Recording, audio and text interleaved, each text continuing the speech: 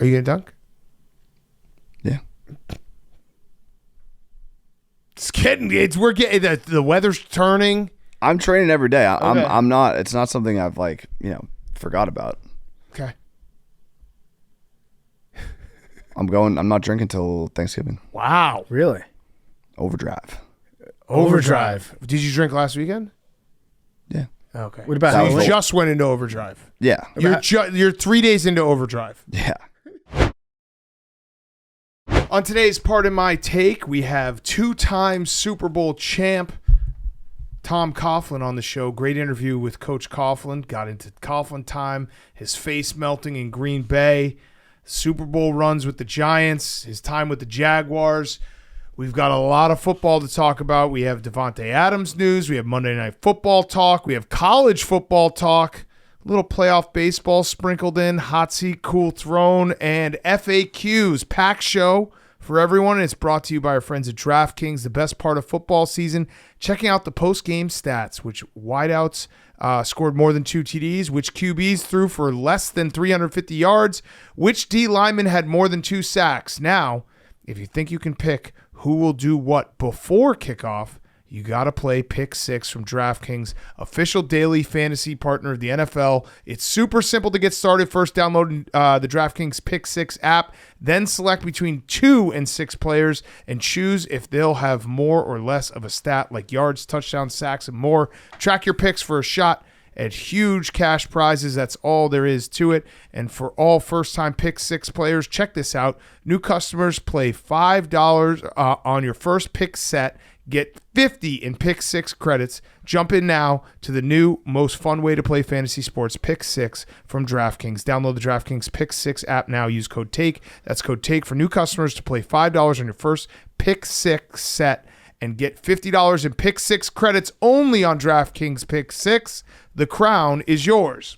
Okay, let's go.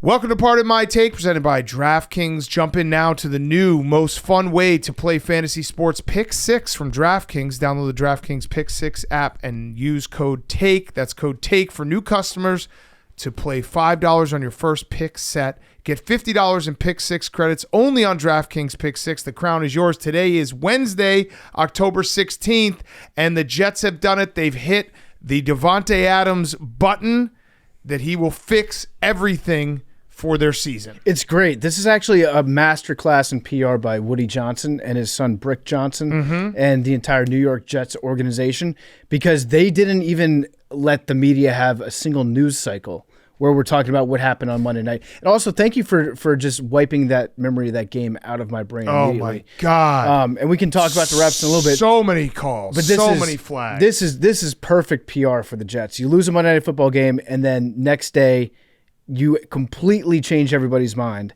and now Jets fans are happy. Yeah, Memes, did you even have time to really get upset about this loss? No, I think a half hour into waking up, the news broke. That's great. Every team should be so lucky. Yeah. The fan base should be so lucky that when you have an embarrassing loss, you wake up the next morning and you're like, oh, new toy. It's literally the fix it button. You're 2-4. You look like shit on Monday Night Football. Well, you looked okay at times, but you also had a Hail Mary. Defense looked like shit. You fired your coach. Can't make a kick. You didn't even get the new coach bump, but Davante Adams. And we did say it. His post 2 weeks ago, Edgar Allan Poe famously lived in New York City the end of his life. At the end of the career. That was exactly what happened. So Davante Adams fixed everything. Memes? Fixed everything. Can't stop the run. Davante Adams. Can't make a field goal. Davante Adams. Yep. Million penalties. Davante Adams. Garrett Wilson now getting squeezed out. Davante Adams. No, not squeezed out. Squeezed in. Well, he's the last two games, Garrett Wilson's been targeted a lot, but he's going to lose targets. But then you put Davante Adams in the spots where he wasn't getting the ball. But what happens to Allen Lazard? Because he's got to get his targets too. He'll still get some. He'll get like the scrappy throws. The scrappy throw. You want more weapons. You want more weapons. We need Like, as more many weapons weapons. is I good. don't think you heard memes, Big Cat, when he said he's getting squeezed in. He's getting squeezed in. Squeezed in, yes. He's further in. You're jamming Let him me all ask the way you a in. question. He's When gonna Aaron have Rodgers, more opportunities to be open. let me ask you a question, Memes. How much? What do you think Garrett Wilson and Aaron Rodgers' relationship, where it's at? If hypothetically Aaron Rodgers next year, at the end of this year, said this Jets organization is a dumpster fire, I want to trade, I want to go to the Vikings. Do you think he brings Garrett Wilson with him? Because that's really the sign of whether Aaron Rodgers loves you or not. I think he would. I don't think the Vikings could afford Garrett Wilson. But Yeah. Well, this is perfect because I have been hoping for the last 2 years that the way this would all shake out for Aaron Rodgers is he goes to the Jets and then he goes to the Vikings to end his career. He does the Brett Favre. Yeah. Like the guy he started his career out hating the most. It's like you become your parents at some point in life when you get older. Yeah. And then Aaron Rodgers just goes on to commit welfare fraud. I got a think question. that'd be awesome. I got another question for you, Memes. This is me reading a tweet, and I'd like you to comment on it. Aaron Rodgers wanted Davante Adams and got him. Aaron Rodgers had no opinion on whether Robert Salah should be fired, and then it's a meme of Dr. Evil saying, right. Oh, it's the Dr. Evil. It's a classic. Was that Nathaniel Hackett that did that? No, he probably liked it. Yeah. did Florio tweet that? That was Florio's tweet. Yeah. Makes a pretty good point. I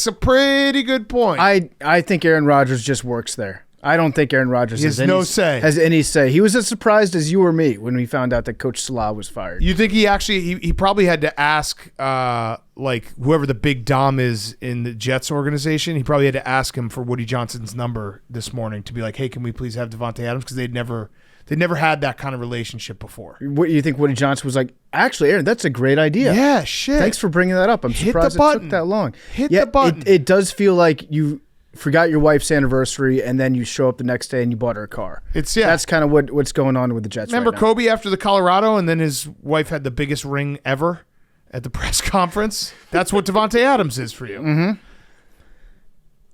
Yes. Hank, please, Hank. I have another quote. I like this. I like this. Reading quotes. I'm not a big Jets fan, in case you don't know that. I thought Coach Salah really did a good job with this team. That's kind of what it's been there with the Jets. They've barely won over 30% in the last 10 years, the owner being the owner, ready, fire, aim. So, Hank, before Memes chimes in, that guy sounds like there's no way that person knows anything about football, Sounds right? like his last loss was against the Jets. Or the Jets. Oh, does that person know anything about football? Yeah, it was Bill Belichick. Oh, shit. Bill Belichick wouldn't know anything about coaching for the Jets. Twice. He did it twice. Memes? I fucking hate Bill Belichick. But Bill Belichick does not like the Johnson family at all. No shit. Yeah. You think? Do you think Was it the part of the quote that he said? What did he say about him? ready, fire, aim? The owner being the owner, Yeah. ready, fire, aim. The owner being the owner is great. They've barely won over 30% in the last 10 years. The owner being the owner. Anytime you have to double a name, it's like Manny being Manny. Mm-hmm. The owner being the owner. Enough said.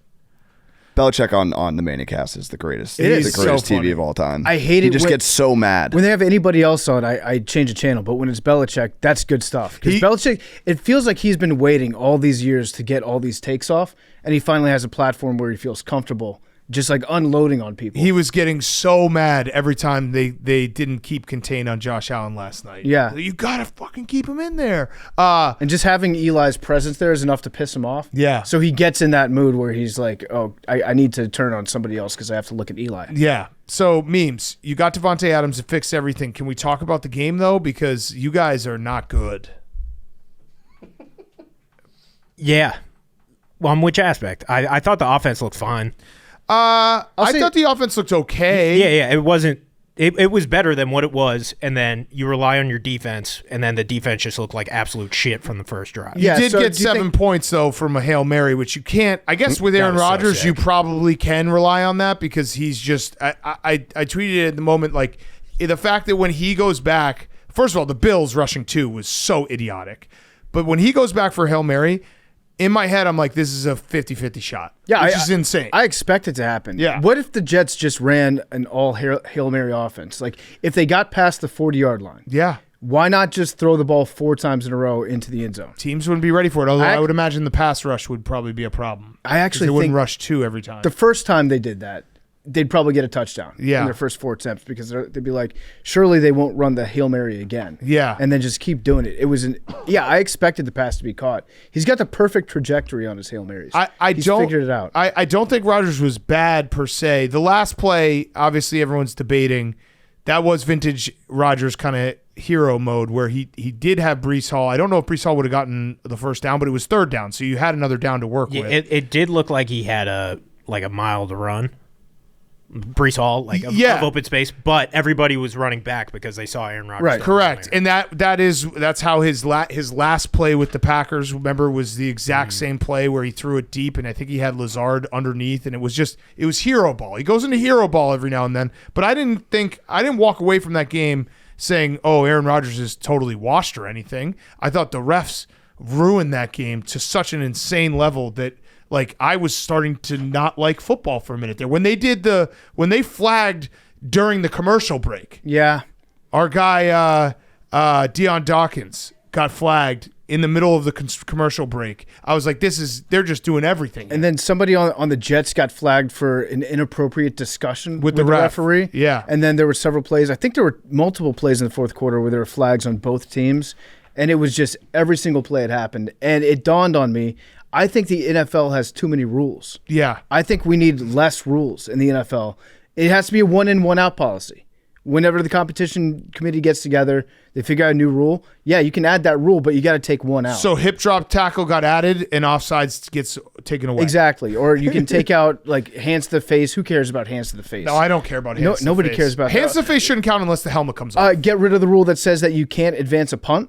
Yeah. You should be able to advance a punt if it's muffed. What? There was an unnecessary roughness on a pass block where a guy just there was no hands to the face. Yeah. Yeah. He just got pancaked. You know what he I'd did? never seen it before. It was crazy. He finished the play. Yeah. It was insane. That's like what you're taught to do as an offensive lineman. It was both roughing the passer calls were egregious. Rodgers even said it. He was like, "Yeah, that was a terrible call on when roughing the passer on Josh, and it was a terrible call when they called it for me too." So, like, I appreciate Rodgers just saying that. He ripped the refs afterwards. He's going to get big time fine. But guess what? Davante Adams. And that's the Aaron Rodgers rule, too, that he got. Yeah. It was the body weight landing on him. At that point, what do you do if you're the defender? You've got him wrapped up. You're trying to strip the ball out. You got to lose some weight. You have to defy the laws of physics in midair. You got to like put a shot of Ozempic in you as you're bringing him down. It's insane. That was nuts. The tuck rule that wasn't.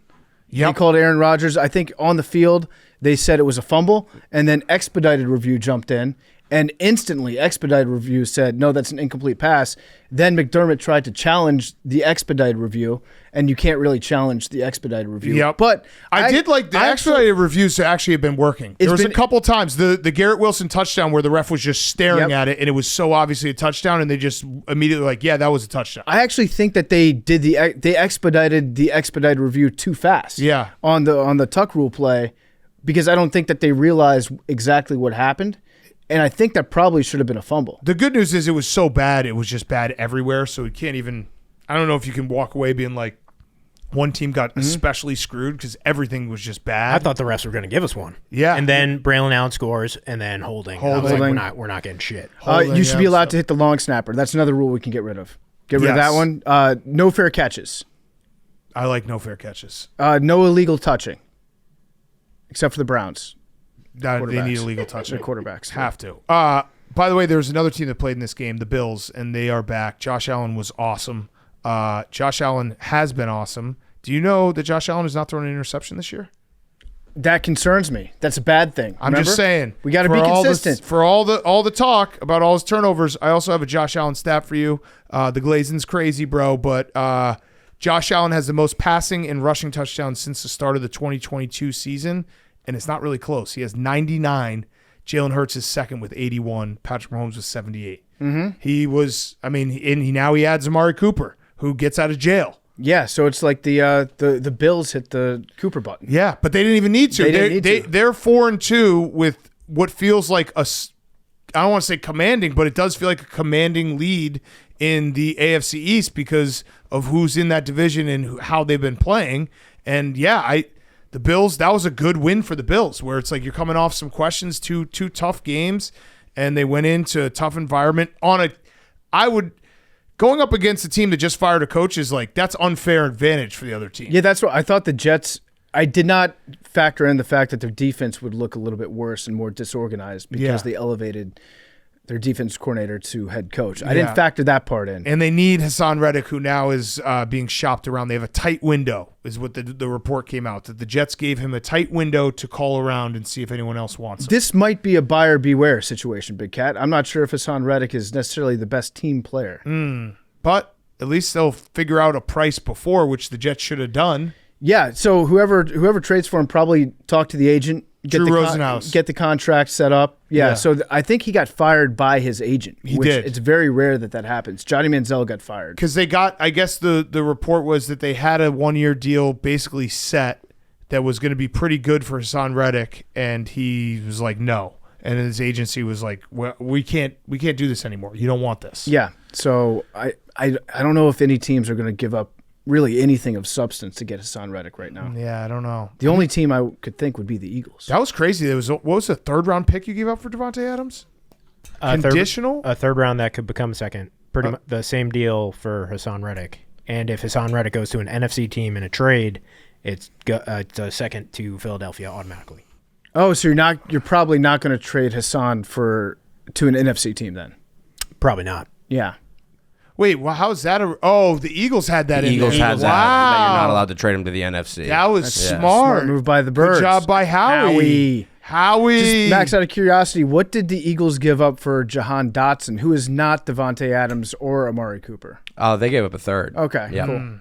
Either way, I was impressed by the Bills. Josh is awesome. I mean, he's awesome. He now adding Amari Cooper, who I actually think Amari Cooper would be good because it's not that Amari Cooper was bad this year. He just had Deshaun Watson, and you could just see that he wanted to be anywhere but where he was. How good is this day for Amari Cooper? Yeah. You feel like Shawshank Redemption. You feel like you climbed through, was it like 1,500 yards of shit? It's incredible. And now you're out the other side. Good for him. Also, good for the Browns, just making Deshaun Watson's life that much more torture. difficult. The torture keeps going. It gets even worse. I trade every single weapon they have and make him go out there and play. Don't let Nick Chubb play this year. No. I like Nick Chubb. Save Nick Chubb. Yeah, Amari Cooper last year. He had 1250 in yards. That's pretty damn good. And he's what, 29? He's 30 now. 30. He's 30. Yeah, he's younger than we always think. But yeah, that's the Bills. The Bills look good. And I also like the Taylor, the corner rap who had the Guardian helmet on, who was out for a concussion, still just going like head first, balls to the wall, trying to kill people. Yeah, respect that. Yeah, the Guardian cap.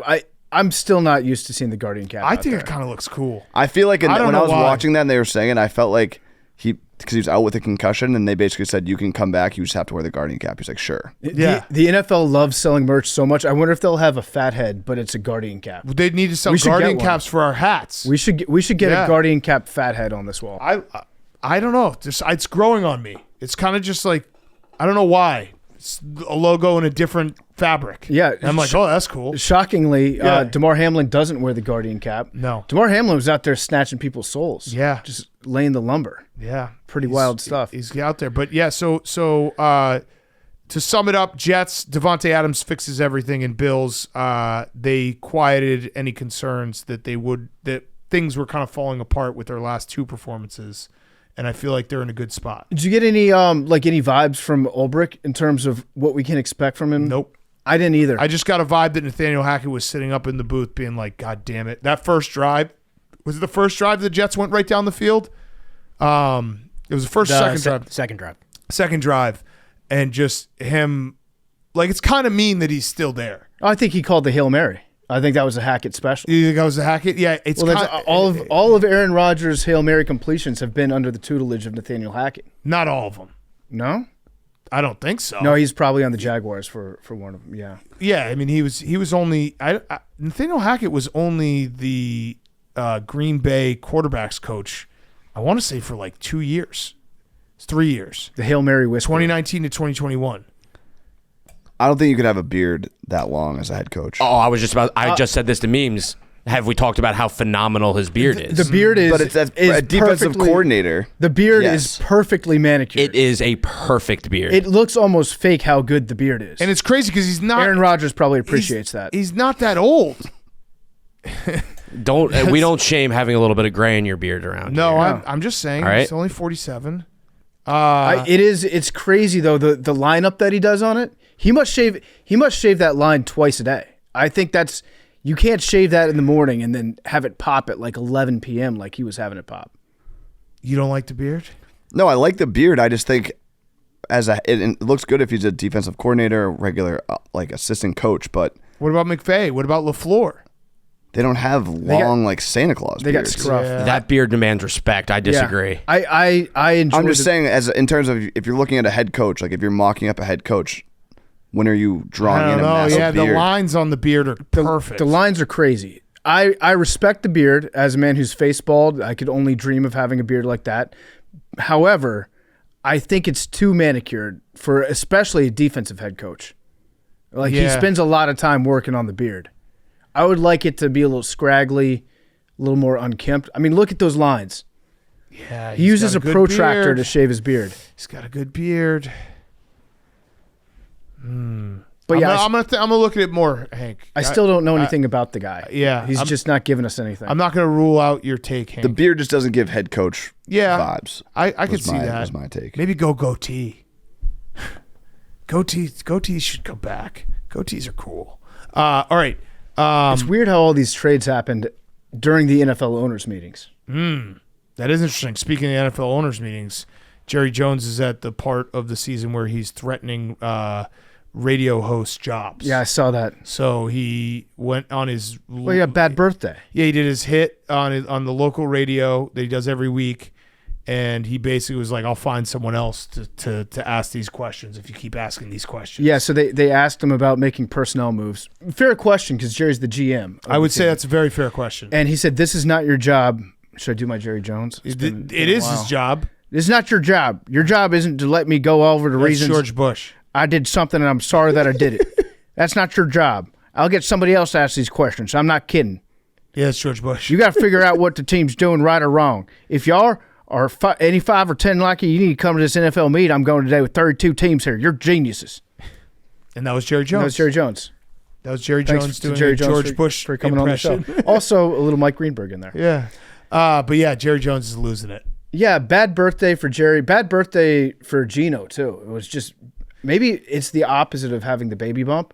If you have a birthday, that feels like it might be bad news. Trevor Lawrence won his only game this year on his birthday. Okay, counterpoint. Yeah.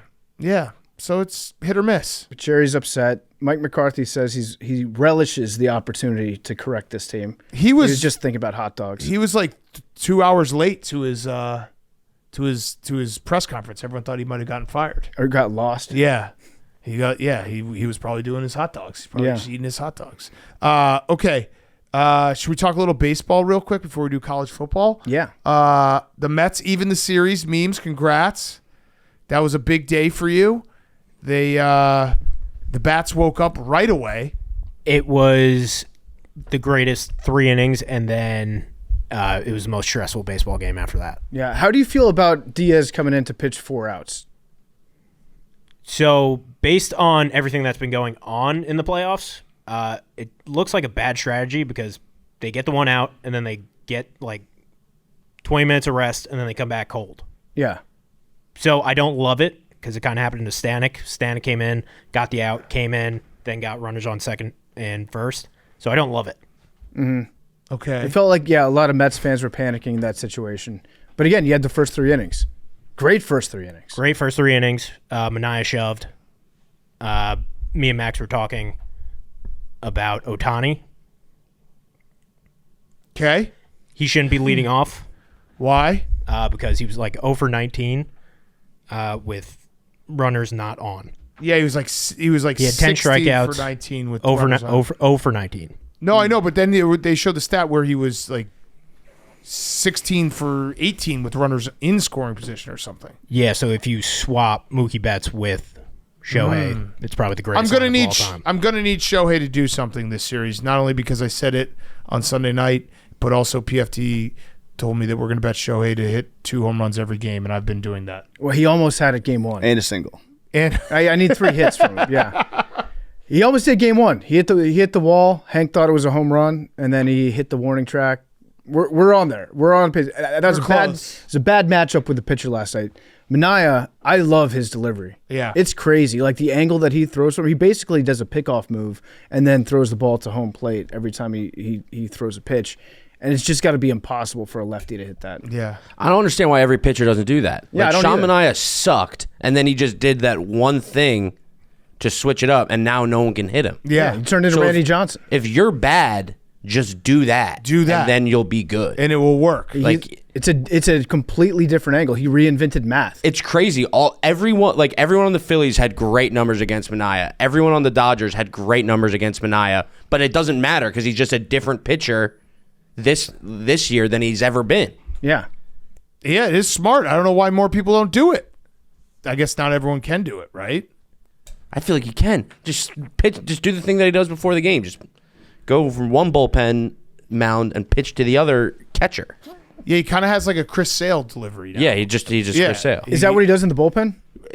In the bullpen, there's the 2 mounds. Yeah. The catcher lines up Bless to you, the brother. right mound, or to the right plate, I and get then he it. throws from the left mound. I get that. I just didn't know that he did that before No, yeah, every that's game. how he warms up before every game. That's Every very pitcher smart. should do it. The Mets are doing something very smart. Yeah. And then the other series, the Yankees beat the Guardians. Giancarlo's on fire. Did you see that picture of Giancarlo wearing a tank top at the press conference? He's the most jacked guy ever. He basically hit the moon with that home run. Yeah. I think Soto's home run was a unicorn, I believe. Love a unicorn. Yeah. It was only out in Yankee Stadium. But there was wind. So he did hit it harder than it wasn't like a real cheapy home run. But yeah, it feels like the Yankees. I guess we'll choose your own adventure. Garrett Cole tonight. Whatever he is, $300 million man, $400 million man. Is he going to earn his pinstripes tonight? He's got to go out there and be a true ace, Big Cat. Was that it last night? Yeah. It was a unicorn home run, only out in Yankee Stadium.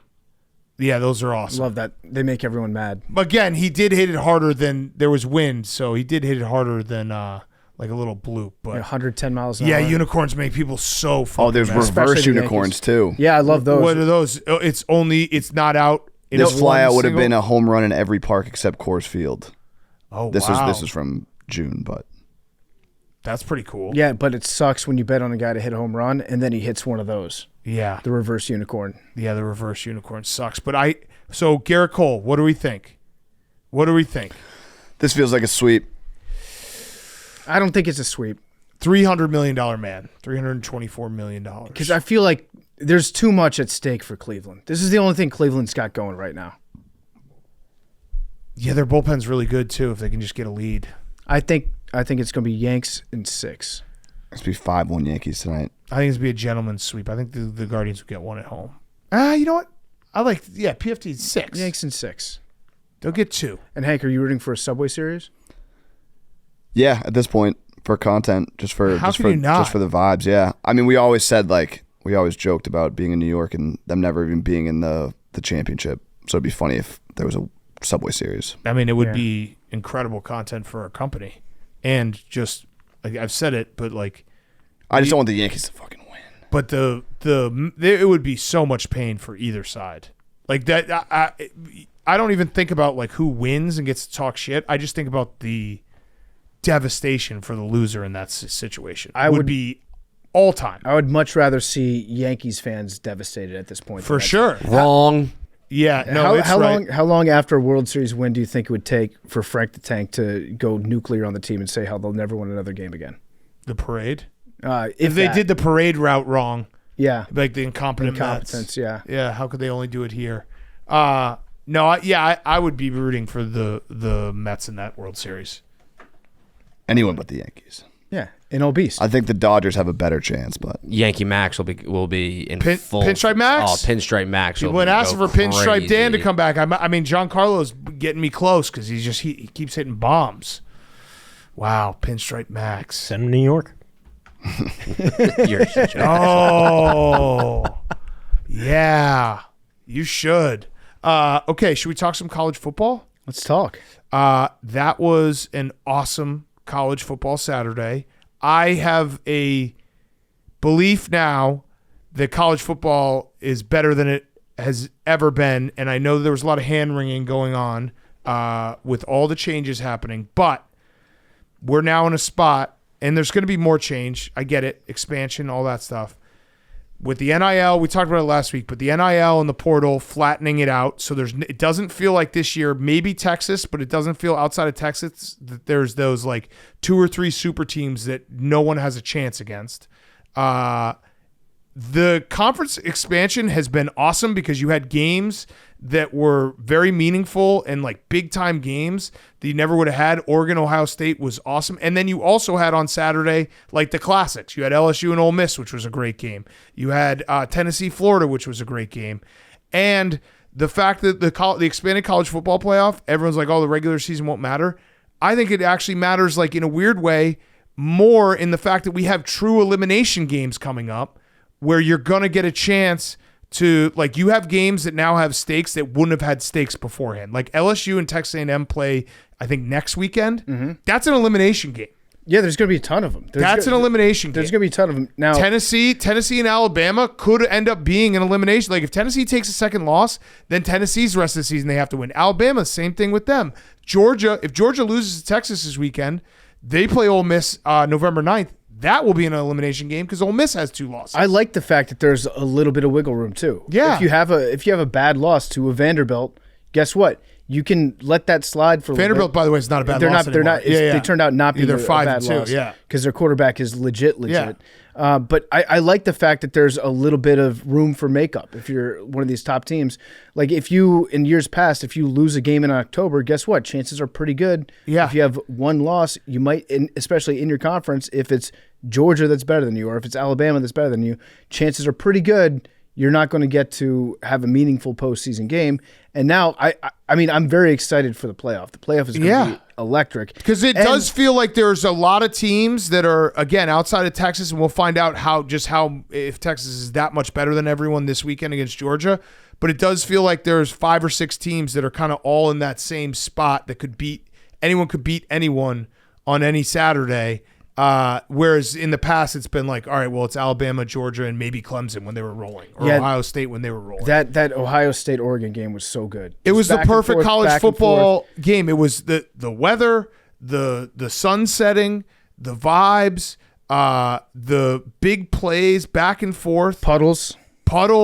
And I didn't walk away from that game. So there's 2 ways to think about it. Obviously, Ohio State fans are going to say, same old Ryan Day. He comes up short in these big time games. He's 2-7 now against top 5 opponents. He has had some close calls. Obviously, that playoff game where they missed the kick against Georgia. There was the one against Clemson as well. They've had some close calls. They find a way to come up short in these big moments, though, that has to nag Ryan Day and Ohio State fans. But I went away from that game being like, well, Ohio State is still one of the best teams in the country. They lost by 1 point in a really tough environment. I can't wait to watch these 2 teams play again. I think that throughout the years of Pac-12, for those people that don't stay up after dark to watch the Pac-12 games, you lose track of what a hard place to play Eugene is. Yeah. It's a very, very tough stadium. Dan Lanning's a good great coach. He had the 12 men on the field in the moment. I don't know about you, Big Cat, but I saw that, and I was like, that's the Buddy Ryan Polish goal line defense. Intentionally put 12 guys out there. But kind of stupid. And then people said, no, it's not. That was a mistake by the defense. Then Lanning kind of confirmed that they did it on purpose. Yeah.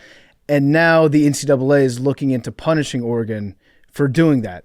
Which would be crazy. There already is a punishment for it. It's called having too many men on the field. 5 yards. And that's what's in the rule book. If you want to, I feel like if you want to punish them more, you have to change the rule before the next season starts, and don't like punish them for breaking a rule intentionally. No. It was your rule. So Dan Lanning coached a great game. He's got insane talent at Oregon. He's an awesome coach. Like, he's one of those coaches, if you watch, like, this guy was born to coach college football at a high level. I weirdly think that 12 men, which was intentional because they took a timeout right before to assume in a big moment that he doesn't have control of like who's on the field. But weirdly, unlike Buddy Ryan, where the whole point of the Polish defense with Buddy Ryan is it's a goal line situation. So every time you get a penalty, you're never going to get into the goal line or into the touchdown end zone with a penalty. So you just go like an inch. If Will Howard had looked up and done quick mental math and spiked that ball, it would have backfired. Yeah. Because that would have been the play. Or if he had slid like 2 yards earlier. No, but I'm saying like on that play, because if he sees that it's 12 men and he just spikes it, they call the penalty, because that whole point was Oregon got 4 or 5 seconds burned off the clock and only had to give up 5 yards.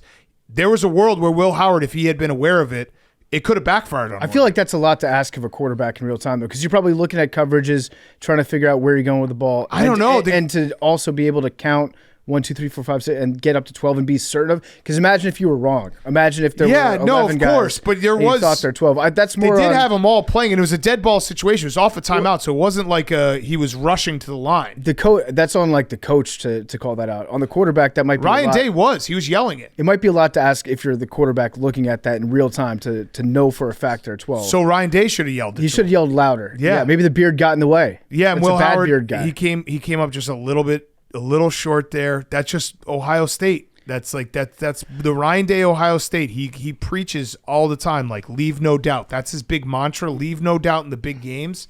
And they keep having these moments. And I just think, I don't know if it's because I Will Howard, like he's trying to make a play, but is that something where Ryan Day should have explained it to him? Like, hey, look, this is exactly how much time you have. You have to make sure. I think that's on Will Howard during the play to get down while there's still time left. Like if just 2-3 yards earlier, leave 2 seconds on the clock. But it goes back to, remember last year when Ohio State beat Notre Dame and that big game and Ryan Day went after Lou Holtz and stuff.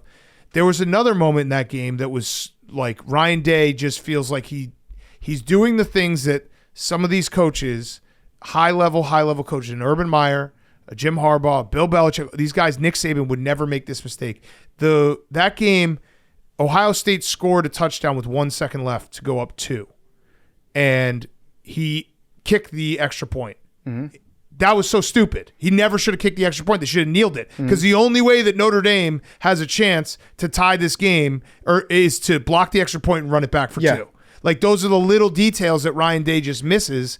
And, it's just – but again, I think Ohio State's still going to – Will Howard played well. Dylan Gabriel – I wish Dylan Gabriel – I said it in the moment. He's one of those guys. I want him to just have a job for life in college football. Like Cam Rising. Yeah, he should – Cam Rising did come out and say that 8 years is too much. Well, he's eligible, though. Yeah, but he said 8 years is too much. We can change his mind. He also just gets injured every single time he plays, so I can't – I like Cam Rising. I can't have Cam Rising in my life anymore. 8 years. I think we can change his mind. Cam, college football is better with you in it. He came back from an injury that was cloudy and everyone didn't really know what happened, and then got rolled up on in the first 5 minutes of the game against Arizona State. Yeah. Arizona State, by the way. And so here's my last point about the bigger college football. You have now all these teams that in last year's iteration or before with the 14 playoff you would never say they're still in it.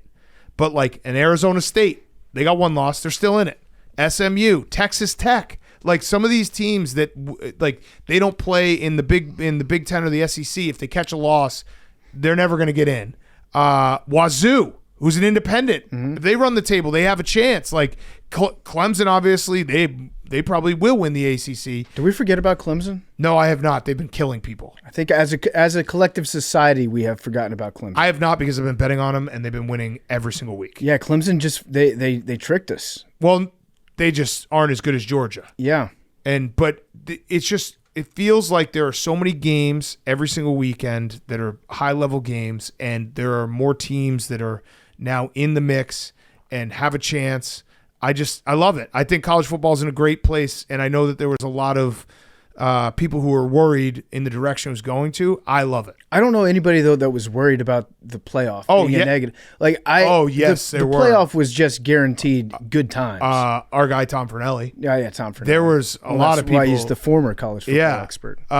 Andy Staples' co-host Ari, who I like and is a very smart guy, he doesn't like it. Like, there's a lot of people who didn't like the playoff because the big argument was the regular season. The reason why college football is so fun is the regular season matters more than every other sport.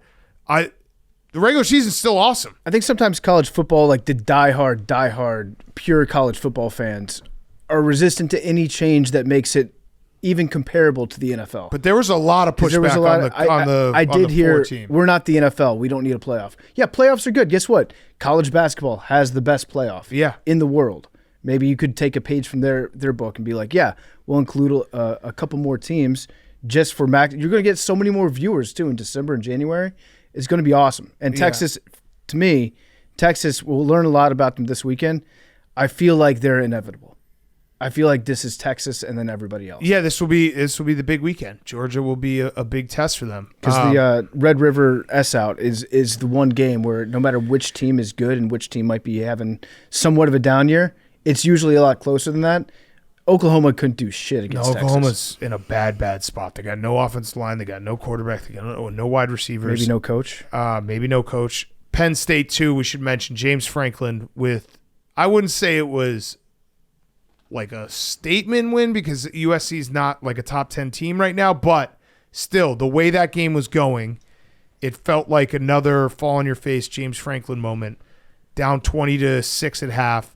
Tyler Warren with one of the craziest days. He had 17 catches, like 242 yards. He wears number 44, which is awesome.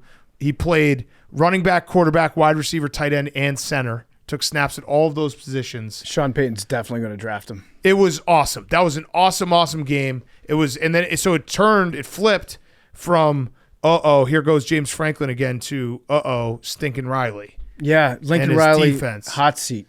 Colin Coward, big time hot seat. Big time hot seat for Lincoln Riley. You want to pull up the Colin Coward video? The Colin Coward video is one of the weirdest. The douchiest video of all time. You see this video? I did, yeah. Oh my God. I think he's playing a character to be a douche, but he nailed the character. All right, I'm playing it. Some of you guys are going to owe Lincoln Riley an apology. I don't know if these Big Ten teams can handle coming out west, the sunshine, the distractions of LA. Probably not. Look at the halftime score. I'm at Cosm. Oh, they're in a commercial. Whatever. I don't hold grudges. Apologies accepted. Look at the halftime score. Like he sounds like Joel McHale playing Craig Kilborn. Yeah. Look at the halftime score. I don't hold grudges. Yeah, I mean, he's playing a character there, but it worked because it pissed me off seeing that. And then it was just an all-time old takes exposed. Lincoln Riley, I feel like this might be time to ask some tough questions if you're a Trojan. Yeah. They've been in all the games. It's not like they're getting embarrassed. But yeah, their defense, which is better, has failed them late. The good thing if you're Lincoln Riley, though, is you can always it's kind of like Coach Cal in the NBA for Lincoln Riley. He can get the best quarterback recruits in the country by saying, like, here's who I've coached. They're all in the NFL. So every year, even if he has a down year, he's already reloading with a 5-star, and then you're afraid to fire Lincoln Riley because you might lose that quarterback. Yeah, that's facts. He's Good got job, the job for life. We also had Mike Gundy in his bye week got headbutted by a bull. I saw that, yeah. Or a cow, which was awesome. He's got a bloodshot eye. Yeah, Oklahoma State's having a tough year. He's had bloodshot eyes thousands of times. Thousands of times behind the wheel. We should give an update. Travis Hunter did get hurt, but it's fine. Reached out sources. I texted Dion. I said, "Is he okay?" He said, "Yeah." Okay, all right. Best football player in the country. He didn't say whether he was a starter or anything, but I just said, "Is he okay?" I probably should. No, I think they just said that he's going to play. Oh, okay, great, good. All right. I now that I'm playing it back in my head, I probably should have asked a more direct question than "Is he okay?" No, that's all I need. Is he okay? Just like, yeah, he's okay. He's going to be fine. That's all I need. Did you even say Travis Hunter or just? No, I said, "Is Travis Hunter okay?" And then he said, "Yes." He's fine. Also, Billy Napier is a coward. An absolute coward. Yeah. For the way that Tennessee-Florida game ended. Yeah. You have your backup quarterback in. Yeah. I think you had your backup running back in, right? Yeah. Your big underdogs against, you might say, top 3 biggest rival, but it's always a rivalry game every year. 100%. It means a lot. You have a much worse team to begin with. And I don't know about that. Tennessee's not. Tennessee's I think Tennessee's definitely better than Florida. They are, but Yeah, they're that's not. what I'm saying. They're not what we thought they were. Oh no, Yeah. Tennessee is not like a top 3 team in the country. Yeah, but my point is, if you're Florida, you're playing with all those factors against you, against a much better team than Yes, you. agreed. In their house. Agreed and on then all of you it. get to the end of regulation, and you have an opportunity to go for 2 and have one play from 2 yards out to win the game. Yep. You typically want to take that. And what he did, what Billy Napier did, I think he sent like a fake extra point team out onto the field, right? Like he set up in a weird swing and gate type formation. Yep. And then they called a timeout, and Billy Napier's like, you got me. Okay, I'll just kick it then, I guess. You're getting fired anyway, dude. Dude, just win the game. Just try to win the game. That would be such a good way for people to at least have one good memory of you from your last season. Yes. Is if you beat Tennessee, who had national championship aspirations at the start of the season. If you beat them in their house, good for you. People might not, you might be able to open up a car dealership in Gainesville one day. Yeah. Yeah, no, he's getting fired anyway. This is so stupid. It's so stupid. Yep. Ashton Genty also, he keeps playing really well. There's nothing I could say. He's so good. I'm done pretending to. But his games are super late. What Beams? Did you bet him? No, I said to Max, I was like, he didn't play that well. And then he was like, he had over 200 yards. Yeah, he had over no, 200 He was yards. against Hawaii. He should have had 300. The only thing He did it at like 2 a.m. That's the only thing we can say. We're basically at the point where he's so good, all we can do is just root for time zones. Well, I'm rooting for time zones, and I'm also rooting for him to take into account his future earnings, Yeah. and hopefully just maximize his NFL potential. Boise's playing for a playoff spot. I know. Also, Memes mentioned Army Navy both ranked. Yes. Yep. Which is Both in awesome. top And they 25. both play Notre Dame. So those will be elimination games. I would love for Army and Navy to get into the college football playoff. Yeah, I think if one of those 2 teams finishes the season undefeated, I think they will be in it. Yeah. Yeah, because and And it then would we be great. hope for Big 12 chaos and for Navy to get a bye.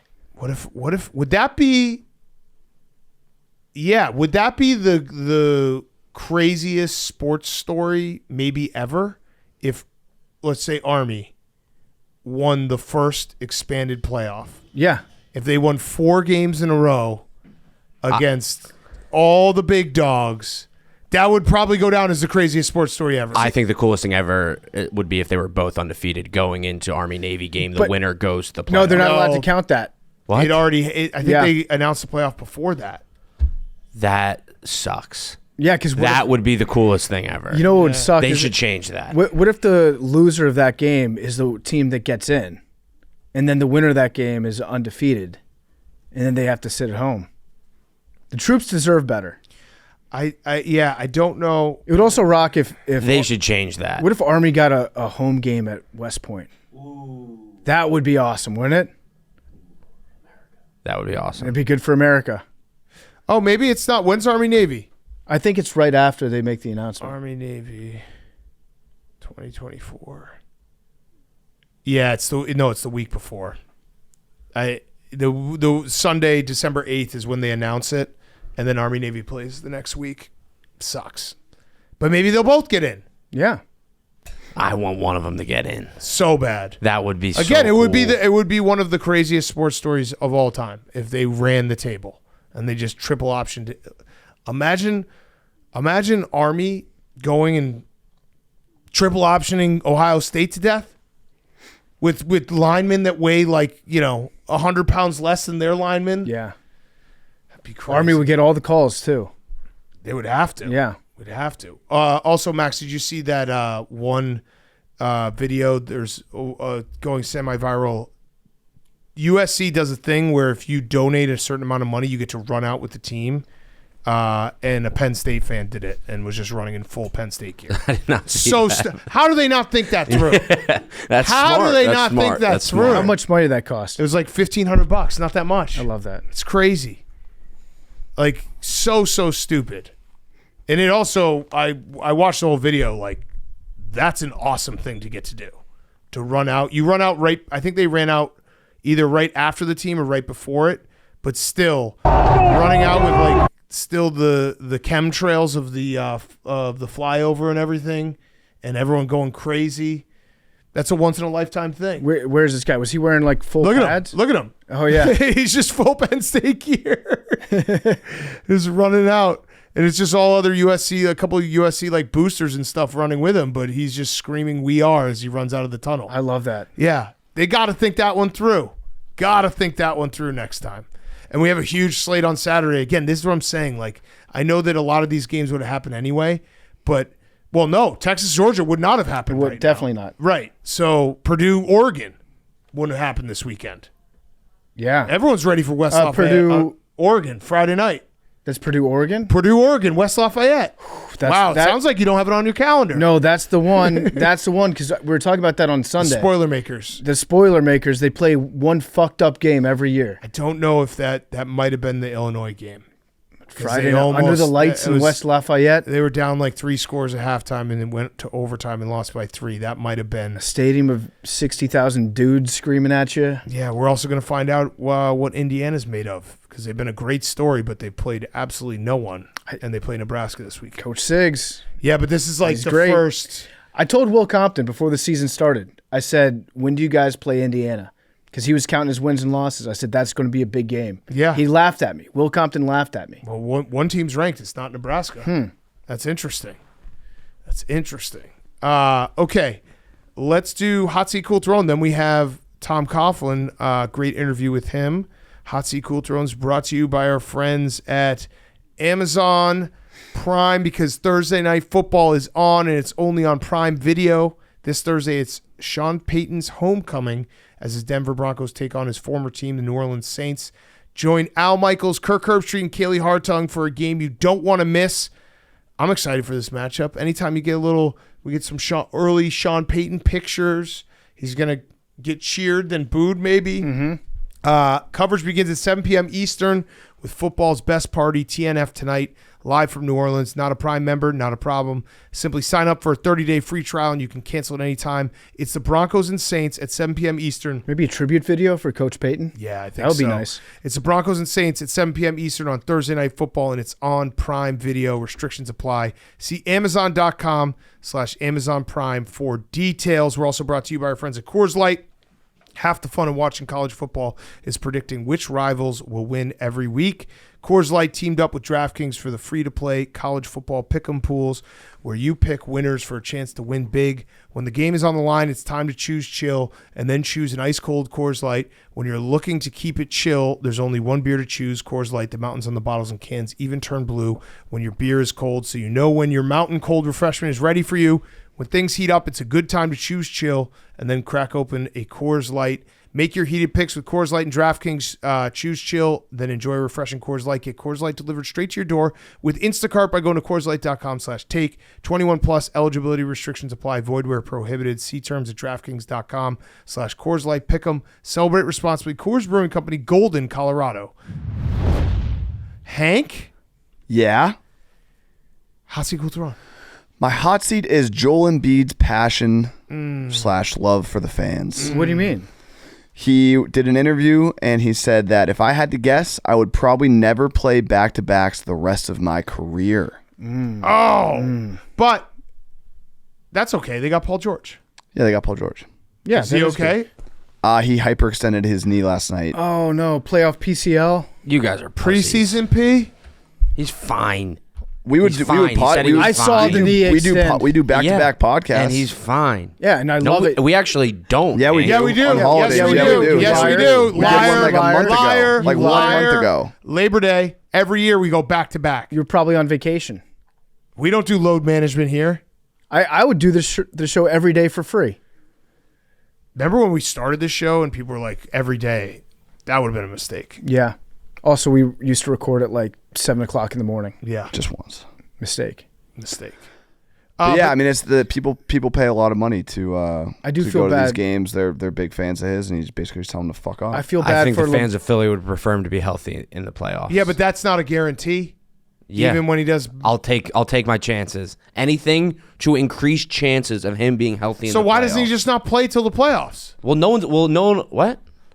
No, because he's got a 39-year-old Tim That- Duncan played 16 back-to-backs in the Don't 2014-2015 season. Hey, Max, answer me this. You just said you would do anything to increase his chances to be healthy for the playoffs. He should just not play till the playoffs. But then he wouldn't be in game shape. Okay, but he'd be healthy. But what is game shape for Joel Embiid though? He usually gets injured. Sounds like you wouldn't do Game shape. anything to increase his health for the playoffs. No, because we wouldn't get to the playoffs. So how many games? Well, no, You yeah, gotta you get to would. the You got to the playoffs. playoffs last year, Not without Joel Embiid.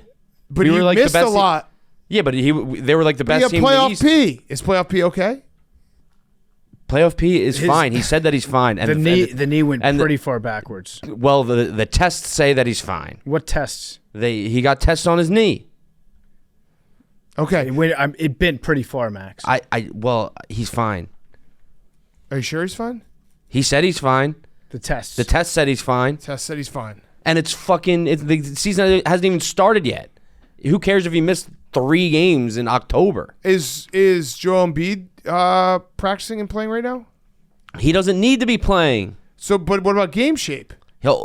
That's throughout the year. It's October. But he's not even practicing. Don't care. Sounds like he might not be ready for game shape, and that's how you can get injured.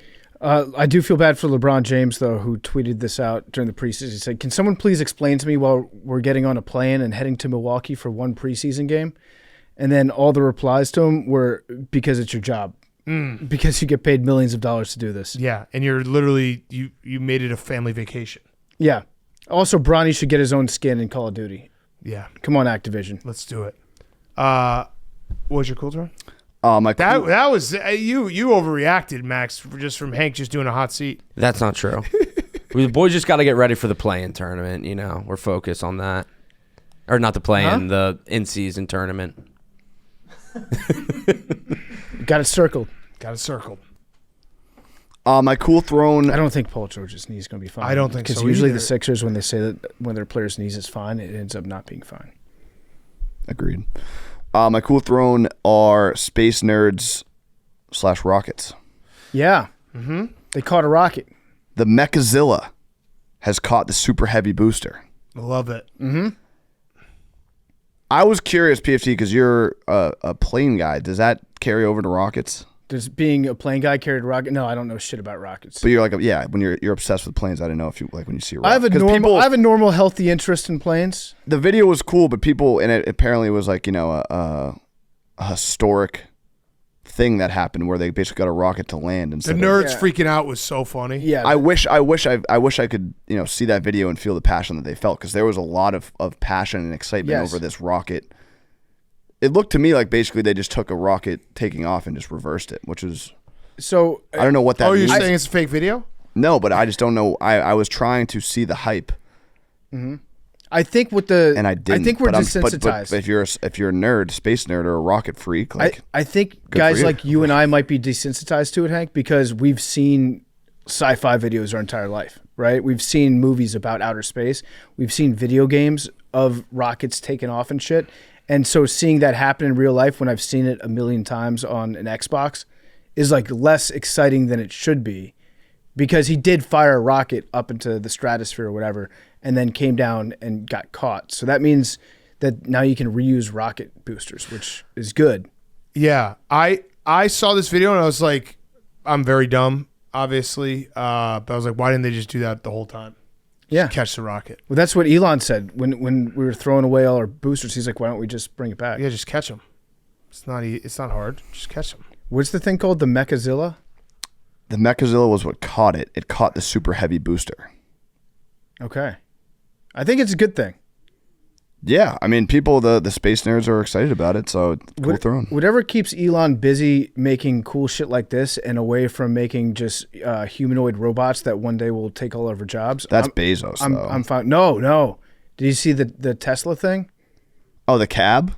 Well, the cab, and then he also I thought had... the cab was kind of cool. No, the cab was okay. Then they had the robots that were like walking around.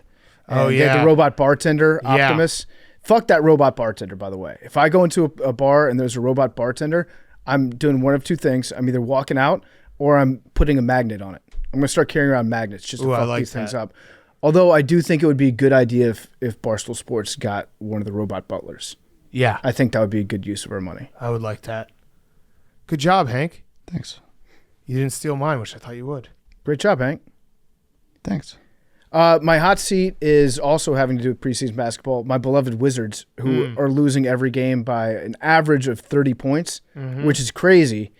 But I'm excited because first of all, I feel bad for Corey Kispert. I like Corey Kispert. We should trade Corey Kispert. And then just run a NBA Jam style 2-man team of Kuzma and Jordan Poole out there every game. Yep. And then just lose every game because I've already decided that Cooper Flag's going to be mine. What happens about the lottery, though? Cooper Flag But happens. the lottery. Cooper Flag happens in the lottery. I don't want you to get hurt. Cooper With Flag. the lottery. It's Cooper. I'm all in. I'm on Cooper Flag watch right now in DC. But the lottery balls could not go your way. No, that's not 'Cause going to you've happen. literally never gotten the lottery ball. That's not going to happen. You're used to football tankathon. Yeah. Basketball No, tankathon's I feel like a it's different totally ball game. different. But ball it's game. still math. Yeah, well, they flattened it. They but flattened the you're odds. singled on one guy right now. What's the Yeah. percentage chance that you get if you have the worst record? I think it's like 20%. Yeah, they 20%. It's 20 They changed it recently to avoid teams like fully tanking, so it's not as high. Yeah, 14. What is it? 14? Yeah, 14%. And they flattened it, so it's like the top 3 worst teams. So they basically try to avoid this now. And again, I don't want to bring up anything bad, but you've literally never gotten the lottery ball. Answer me this: is this the lottery machine that they use for the NBA draft? It's basically the same thing. No, May as well because be. I got May the as other well one. be. I got the other one. May as well be. All I'm saying is I've never sound like me. been as confident. I've never been as confident in my life of anything as the fact that the Wizards are going to get Cooper Flag. Okay. And I'm going to be so happy. Wizards, Nets, Pistons, and I believe from a quick glance, Bulls are the 4 lowest projected win totals of the year. And I feel like I don't think you saw the news. Ball. Lonzo's back, baby. Everything's gonna work. But wouldn't you want? I mean, if you, No, yeah, I don't- you'd rather be in the bottom 4. Yeah, right? I don't think their Bulls are gonna be good. The Nets also And if beat- it's those 4, it's going to be the Pistons or the Nets or the Bulls. Yeah, the Nets. The NBA is going to rig it. the NBA No. will rig it for the Bulls. The They Net- would rig it for the Bulls. the Nets. They have The Nets beat us by 30 points last night. I think preseason. maybe 35. But again, if it's the 3, they flattened it. So It doesn't matter. I had a feeling. I got this feeling last night that Cooper Flag is going to be a Wizard, and it's going to happen. I've never been more confident in anything. Would you? Oh, I was wrong. It's Nets, Blazers, Wizards, Pistons. I was gonna say Bulls are gonna be I missed a couple. halfway decent-ish bad. Nets, Blazers, They're Wizards. gonna be like if it's 10th you, seed. if it's you, Blazers and Pistons. You got a chance. Yeah. I got the a big Pistons chance. always just get the 5th pick. What were you gonna say, Max? Do you still want to have the worst record? I feel like you do, because I feel like you still think that will help you. It does help. I think you. when you first thought it, you thought it was just straight. doesn't help worst you. record is you get it. You didn't think I knew what the NBA lottery was? No, I don't know. You still just said it Yeah. does help you. It doesn't. No, It does help you to have a No. worse record. No, the worst. I know it's not the the top worst team. is not. I know it's not the top team. You just need to be one of the worst 3. One of the worst, One of the worst three. three. I completely understand, and each team has, what is it, 14%? Yeah. Yeah, I completely understand the concept. I'm just telling you that I know that we're going to get Cooper Flag. Vibes. Okay.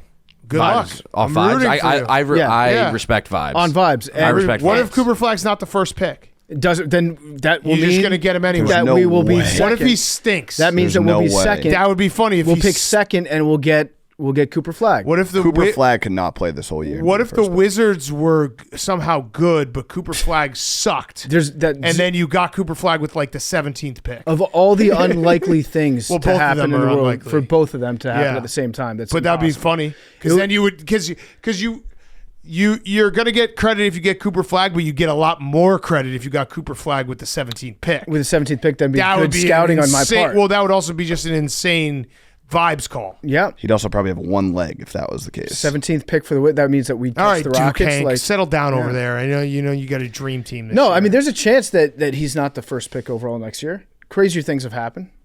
What's his name? Pistons have gotten- Bub? The Pistons have gotten the 5th pick. How many years in a row? 3, and they've been the worst team. I think 2 out of those 3. I'm willing to tell you right now, I will stand on this hill and I will plant my representative banner to say that we're getting Flag. He's Just gonna be don't mine. have Jerry tweet about it. Why? Oh yeah. I love Flag. This is very smart of you because if you don't get Cooper Flag, there's literally no downside to stamping your flag. Yeah, disappointment. You've risked nothing. No, but this is great if I get it right. No, it's a smart play. You And- know what? I'm going to say I'm going to get Cooper no, Flag. no, you're not going to get Cooper. That's impossible. And We'll share them. Well, the Celtics are out of the Cooper Flag running. I'll say that too. yeah, you Yeah. don't, One less team. off the big board. One less team to worry about. We'll take our names out too. Sixers are out. What if Means Joel Knicks. Embiid? Knicks out. Knicks are out. Listen, now that 14% has just become like 14.12%. It's huge. I love this shit. Huge. Yeah, I mean, listen, nothing would bring me back faster as a Wizards fan than Cooper Flag. Okay, what's your All right, cool throne? My cool throne is me and you, Big Cat, respecting the troops. Oh, yeah. So when we had Paul Skeens on, we did that interview on September 4th, Yep. the day after his start. I said I'd match his $100 per strikeout donation to the Gary Sinise Foundation. I said I'd double. Did you say that you double? I think so. I think I said I would not match your double. I think I said Okay. I'm just matching. So I owe $2,800 to the Shit. Gary Sinise Foundation. I just paid it. How much? So $2,800. Oh, nice. Yeah. So Big Cat, you owe $5,600. Shit. All right. But it's a good foundation I'm donating right now. for the troops. Yeah. We respect the troops on this show. We want them in the playoff. Shout out Paul Skeens. Yeah. We're going to do it. Paul Skeens throws gas. He does. What's that? It just throws I gas. thought that was like a lyric. or Yeah. something. It sounded like it was lyric. Yeah, you sounded like you were. Who? Y&W Henry. What? It'd be a good name for you. All right. My hot seat, which I thought Hank would take, but I guess maybe we're so close to basketball season that he's taking his eye off the ball, the golf ball. The hot seat is the Ryder Cup. These people are very upset about the prices for the upcoming Ryder Cup next summer at Bethpage. They released one of their packages, which I believe includes food and no alcohol, but it's $750 For a day. for a day. And now normally I would say, listen, golf fans probably have expendable money because they're going on golf trips and all that stuff. But this is such a fuck you and a mistake to trying to get a home field advantage. If you price out rowdy New Yorkers who want to go to the Ryder Cup and scream heinous shit at all the Europeans, you've completely ruined this. Agreed. So figure it out, Ryder Cup. The common man needs to be at Bethpage going absolutely bonkers in Rory's face. We should put together some sort of a adopt a golf fan drive where we He's cover just the most obnoxious ones. Yeah, the most obnoxious, like the guy that was wearing the Lamar Jackson jersey that walked through the streets of Fuck Baltimore. that guy. But just get the most rowdy fans ever, and then put them up at Stu Finer's house and have Stu smoke them out and drop them off at the. We Ryder don't want Cup. to smoke him out.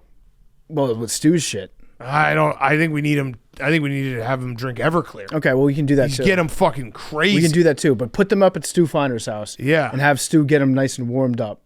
Yeah, we And need just do a bus service back and forth. the Ryder Cup. You have to have a home field advantage. You have to have drunk people going nuts, especially in America. I know Europe, they may be a little bit nicer. Not us. This is bullshit. Figure it out. I want the Europeans actively complaining. I want on the Rory golf crying. course. Yeah, I I want want to them- see tears. I want them saying, "I'm all for friendly competition up to a certain point." Hank, were you not going to speak up for the common golf fan? No, I mean, it is bullshit. I didn't have it on my list, but it's also the players aren't even getting paid. Where's all that money going? Yeah, that's a good question. Good point. But yeah, fix this, Ryder Cup, you fucking losers. We need people. We just need just think of like the tailgate at MetLife Stadium. Yeah. I want those people on the 18th green just going nuts. Yeah, Jets fans, Fireman Ed. Yeah. All right, my cool throne is our guy Jim Harbaugh, because he said after he did a press conference on Monday, and he said it'll take my heart stopping for me to not be out there. Mm-hmm. So I also would like to welcome you guys if you would like to join me. I think it's always fun when we hop on something together. Pause. Yeah. I've decided to put a future on the Chargers to win the Super Bowl. The Soupy. Yeah. You're thinking Soupy? I was looking last night at prices. They're 45-1. I don't think they're going to win the Super Bowl. I do think we'd get in a spot where they get to the playoffs and we could potentially hedge. Question. 45-1 is pretty crazy. Question, on Big Cat. DraftKings. Is there a world where we get to the playoffs and we're in a spot to hedge where you would actually hedge? No, but that's my sell to you guys because you guys could hedge. I know that's a no for you. Yeah, but you guys could. Right now, I'm pretty heavily tied up in 45-1. Hunter. Cowboys Marcus. are 35-1. Don't do Hank, it. Do No, it. I'm don't. saying no. do I'm it, looking do it. like they Do think it. the Cowboys, Bears, Steelers have better odds than the Chargers. The Bears do. They're 4-2. The whole point. You just threw the Bears in there. Yeah, he's a jerk. Those are the three. It goes Cowboys, Bears, Steelers. I'm just reading the DraftKings. I'm not saying the Chargers are going to win the Super Bowl. What I'm saying is I think the Chargers will make the playoffs. Tell me their schedule. Do you guys want to join me in this? Right now, would they be in the playoffs? Standings conference. Right now, they would be the 6th seed. Right now, they'd be 6th seed. So let me lay it out for you guys. I think we can all agree that the Chiefs, the Texans, the Ravens, and the Bills are going to most likely be in the playoffs. So that means there's 3 playoff spots for the following teams: the Steelers, the Chargers, the Colts, the Broncos, the Dolphins, the Jets, and the Bengals. I think they're better than the Dolphins. I think they're better than the Colts. I think they're probably, I know they lost the Steelers, but Herbert was hurt. They're better than the Broncos. I think they're a 6 or a 7 seed. Piquet, do you remember 2 seasons ago when I put that future in on the Chargers? I knew you were going to bring this up. Do you remember Jim that? Harbaugh changes everything. I expected that, but Yep. I just wanted to remind you. I knew you. I think agree with you. I think it was like Doesn't 30 or 33-ish to 1. Yep. And Doesn't then- matter. And then everything that I said would happen happened. They made the playoffs. Nope. Jim then Harbaugh. they got off. How big was their lead against the 27-0? Jaguars? That 27-0. that was the And then I Chargers. stopped saying the word Chargers. And That was they're the C- Chargers. They were the C words. Yeah, that was the Chargers. This is Jim Harbaugh's team. It's Jim Harbaugh. This is Jim Harbaugh's football team. It does make a little bit of a difference. It makes an enormous difference. But the last time I smashed that button, He's- I was unhappy. Okay, here, I'll give you the schedule real quick. I looked at it all last night. Okay, this is all I need, All by right. the way. It's just the schedule. At the Cardinals, Yep. Saints Yep. at home, Yep. at the Browns, Titans, Bengals. That's their Okay. next 5 games. Yeah, I'm in. I'm in. Yeah. That's all I need. I just needed to hear that. Yeah, I did the schedule last night. I think they're going to get. took it. I think they're going to get to 10 wins, and then we'll figure it out when we get there. 45-1 is crazy, and I also think that it's going to go. I think you might even be able to cash out in 4 weeks' time because I think they could probably win their next 4 games. And if they're sitting there, it's what is that face? I'm not cashing out in 4 weeks. Okay, I'm giving you guys options, and also PFT. I didn't finish, so they do have a little tough stretch where they have to play Ravens, Falcons, Chiefs, Bucks, but then they finish the season at home with the Broncos, at Patriots, at Raiders. Okay. So last 3 weeks of the season, they should. I think they're going to make the playoffs. Again, I don't think they're going to win the Super Bowl, but you could hedge, and 45-1, and it's Jim Harbaugh, and he literally just had a heart attack on the sideline, and he won the game. He had, what did he have? The arrhythmia? 2-0 in arrhythmias? Shane's going to be very upset when he finds out about this. Oh, I'm gonna need some of his merch. And it's a fun team because it's not a team like I was looking at. I was like, the Ravens again. I think the Ravens are probably going to win the Super Bowl, but again, like to go through that, you can't do the Chiefs, Niners. The price is too low. Mm-hmm.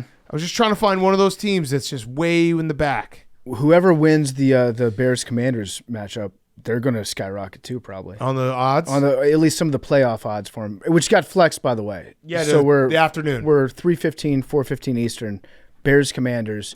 There's something we should keep our eye out on that too, because there's a tie-in every 4 years with the Commanders' last home game, before the election. Yeah, before the election. Yeah. So it's the Commanders' last game before the election. If they win, if Washington wins, then I think it's the incumbent party wins the White House.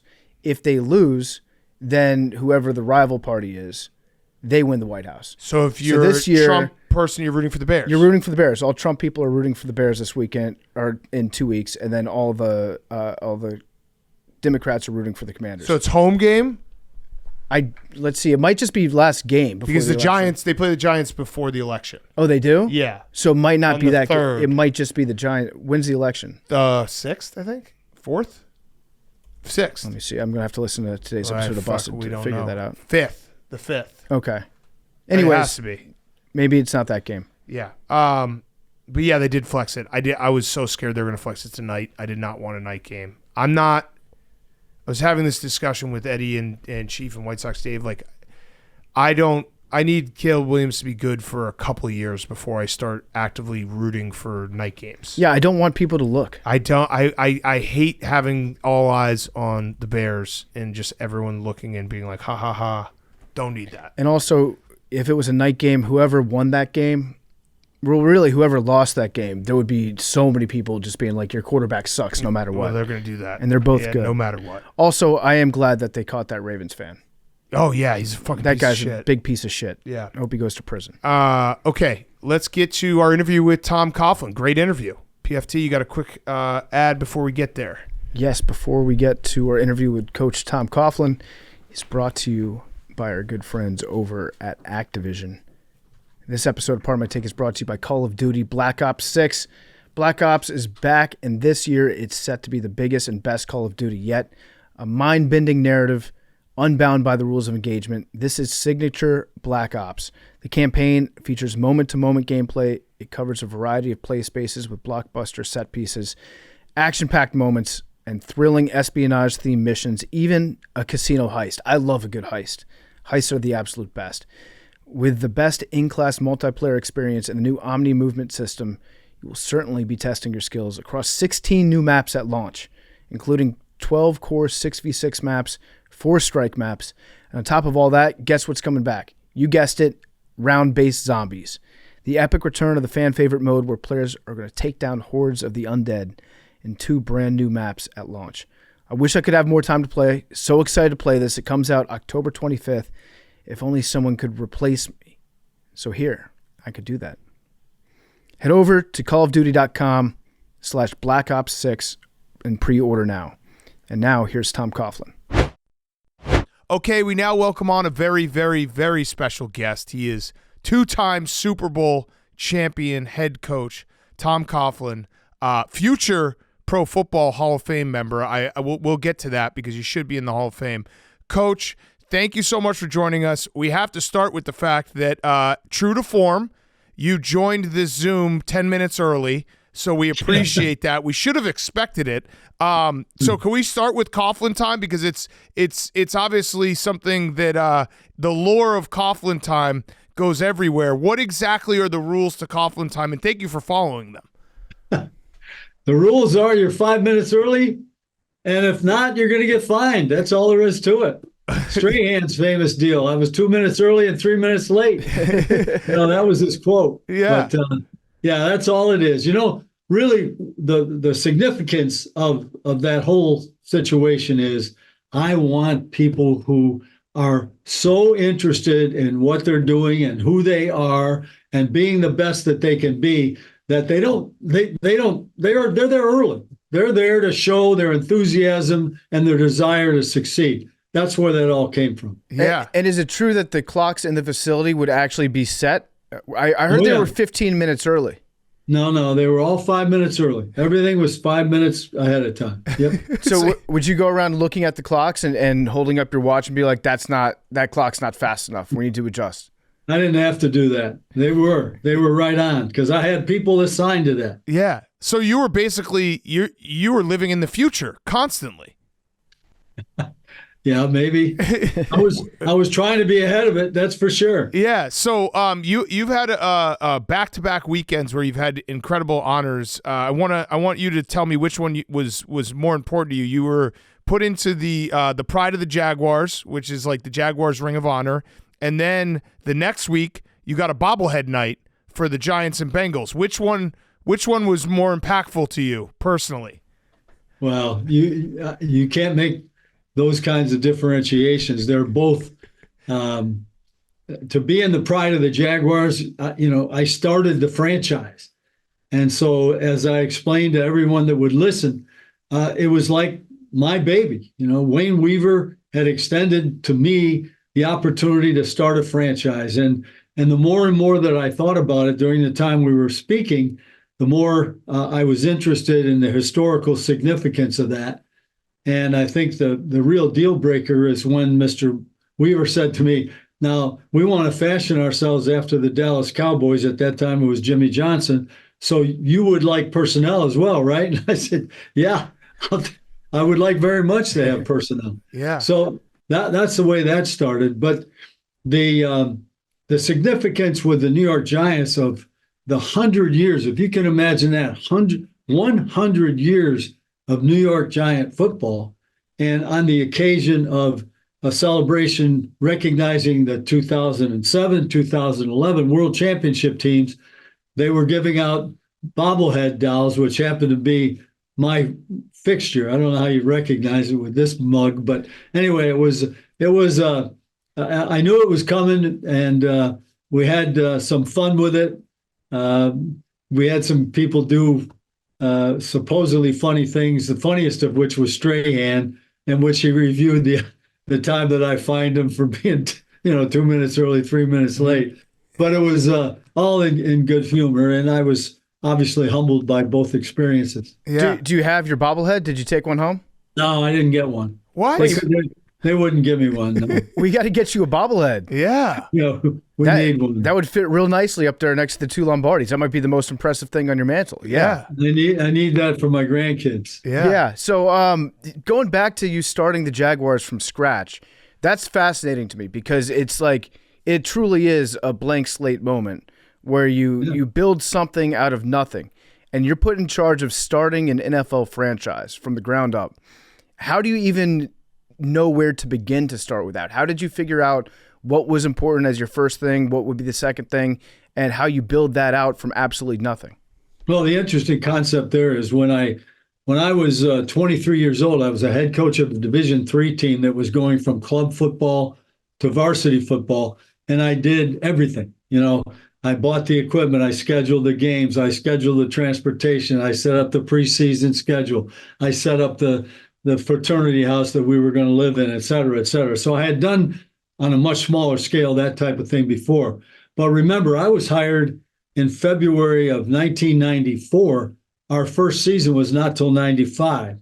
So what I did was I simply set up a calendar prioritizing the different departments that we would hire and the significance of each one of them according to the calendar. So, for example, I brought 5 coaches with me from Boston College, but the personnel department was the number one thing that I had to establish right away because that gave us a chance to work a year ahead of time on the evaluation of talent throughout the league, throughout the college game. So my coaches and my scouts would go out every weekend and we would go to a college game on Saturday, me included, and a pro game on Sunday so that we got a really good feel for that.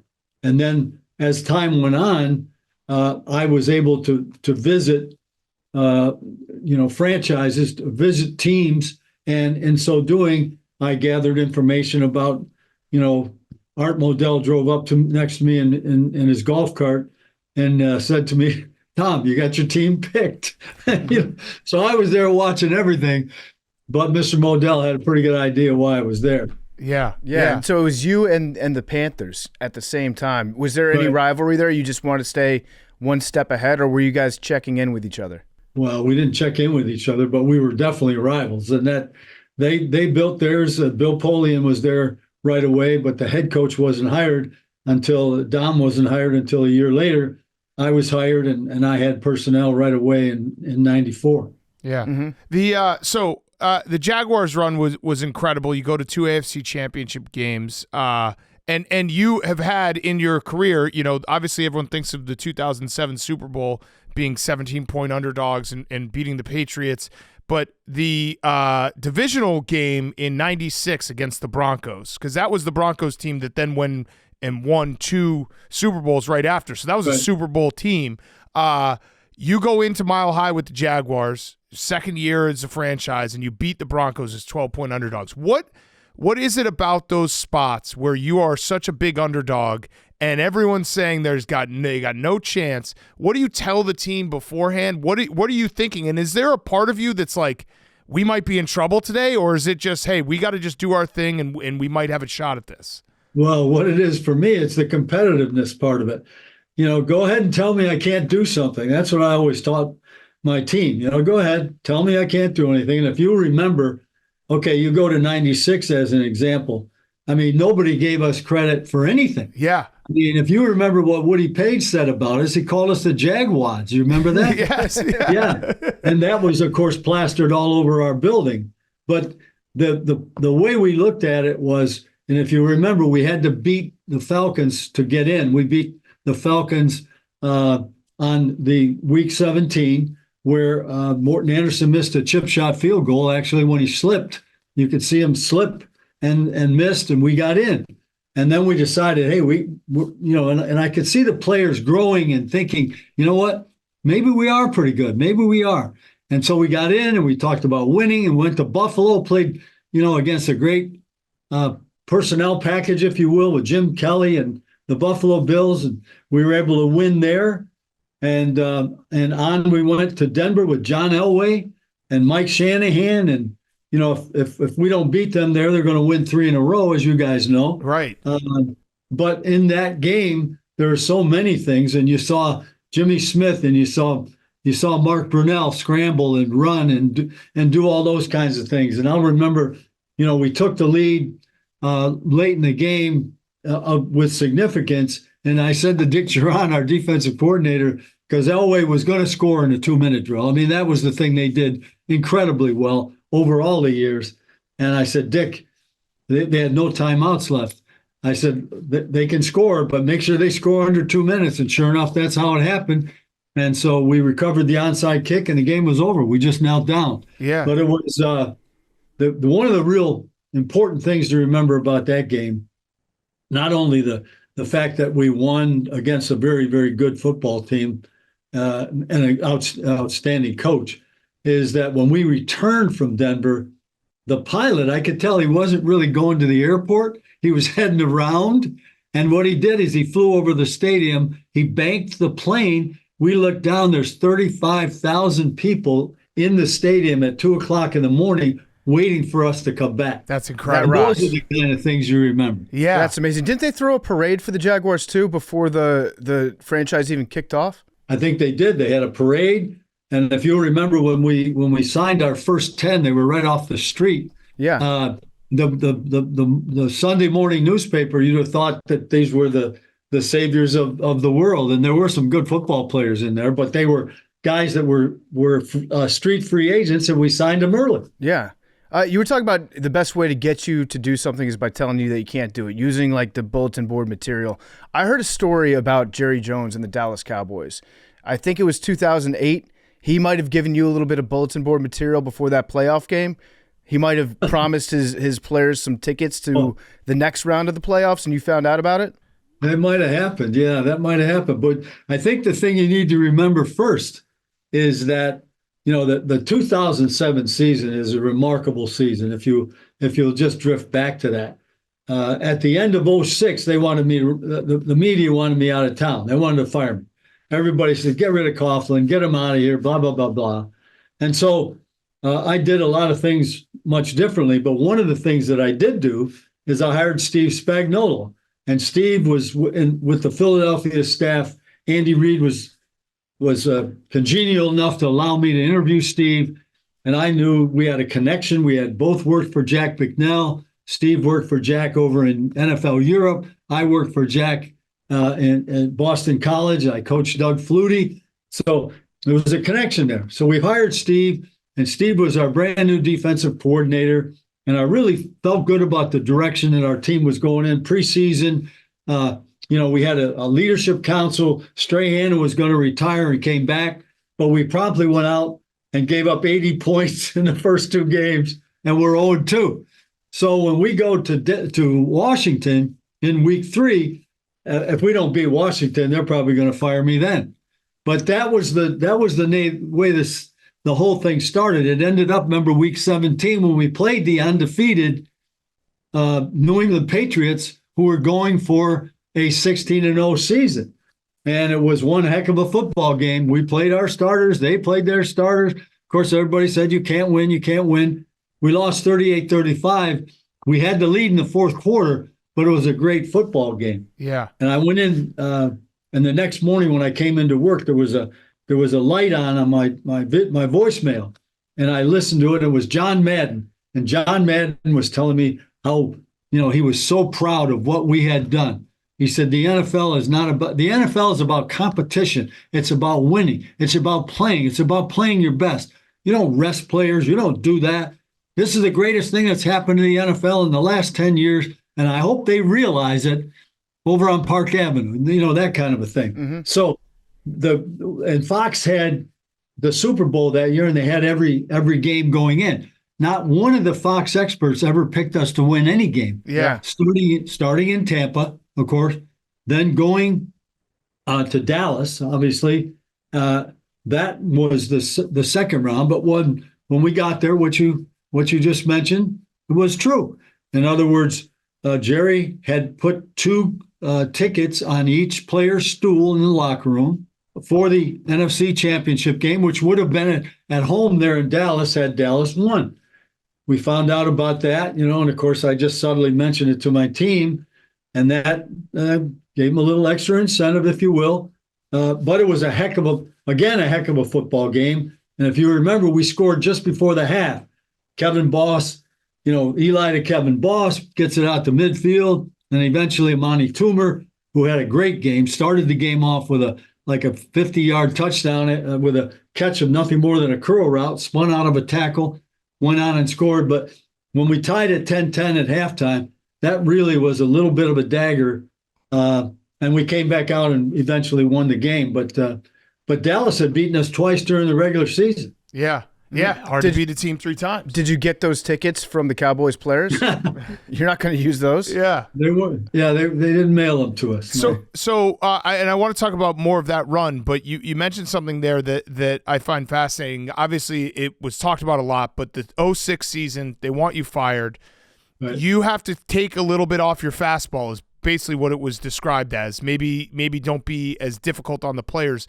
What did that look like day to day, and was that hard for you? Because you're an old school football guy, football coach, where you're working the players hard. Your conditioning drills are legendary. What was that like, though, for you to have to change it and be a little softer with the players? Well, let me just say this to you: every day you're alive, you better be learning. You better be learning. You better be adjusting, because things change, the world changed. So I recognized some of the things that I'm talking about. Number one, basically for me with the players, was communication. I remember real early in my Giant career, I'd walk into a team meeting. I'd give them exactly what I thought as straightforward as I possibly could. For example, how we're going to win, blah, blah, blah, blah. And then I'd go stand while the players walked by. And half the time they weren't even on the same page with me even then. So for me, it was communication. So what we did with the players was I started a leadership council, and I had players from each position, okay, who met with me on a weekly or maybe once every 2 weeks, and I gave them the information they needed as players to go back into their meeting rooms and be able to educate the other players in the room as to what was coming. For example, you know how guys are about holidays, and they get itchy, and if you don't get that information to people right away, then that's another hurdle you have to jump over, and a communication thing that might be a distraction. So, for example, I would give them the Thanksgiving schedule a week or 2 early, and they could cover that. So, and I would say, fellas, I don't want to hear about it after that. Okay, let's get back to work and focus on what we're doing. But that was the case. Another thing I did is I spoke to the guys from the media, the print media, who were there every day, those hardworking guys. And I listened to them. We took the gloves off, and I said, you tell me what you don't like about me, and I'll tell you what I don't like about you. And we really came through it in such a way that I recognize I'm a blue collar guy, and I recognize that these people were as well. And I recognize I could help them a little bit without giving something important away. And so I did a better job with that. I communicated better with the players. I communicated better with the media. I laughed when it was funny, and I still made them realize when the real stupid questions came that I wasn't real crazy about that. But that's how this whole thing started. And if you remember, Michael was out, didn't come into camp until right at the end of training camp. But to show you the significance of Michael Strahan, he walked in the door one day. The next day we vote for captains. He's a unanimous captain. Yeah. I mean, he had leadership skills beyond which the greatest natural leader I'd ever been around. Yeah. But that's how we started. We started 0-2. And the point I made with you about the playoffs was that, the Fox team of experts didn't pick us to win one game. Okay? Not one. They picked Tampa as unanimously. They picked Dallas, and they picked Green Bay unanimously. And of course, there was no way we were just the other team in the Super Bowl. Yeah. Yeah. It's, back against the wall. How much to that shift from 2006 to 2007 did it help maybe that Tiki Barber retired? Because you guys obviously butted heads a lot. I don't even know if you guys speak to this day, but that feels like that probably helped the locker room a little bit as well, right? Well, that was Tiki's decision. And, he let it be known that he was going to retire. And throughout the course of the season, he continued to let it be known. But Tiki was a heck of a football player now. But he retired after the 2006 season. Yeah. We should talk about that Green Bay game because I think we've got a bunch of questions about that. Maybe the most gritty coaching performance that I've ever seen. Your face turned a shade of red that doesn't exist in nature during that game. You were just headbutting the wind, and it must have been very, very cold down there. How did you feel cold during that game? Because we were worried about your health on TV. First half was cold. The second half, I didn't feel anything. I went out pregame. Okay, I went out pregame without gloves, with a baseball cap on, and I got out there for about 5 minutes, and I thought, how the hell am I going to get back in that locker room? It was very cold. Minus 23, minus 27 wind chill, whatever fancy you choose to pick. But we came out, offensive lineman, no sleeves. Eli to Plaxico threw the ball like it was 75 degrees. It was amazing.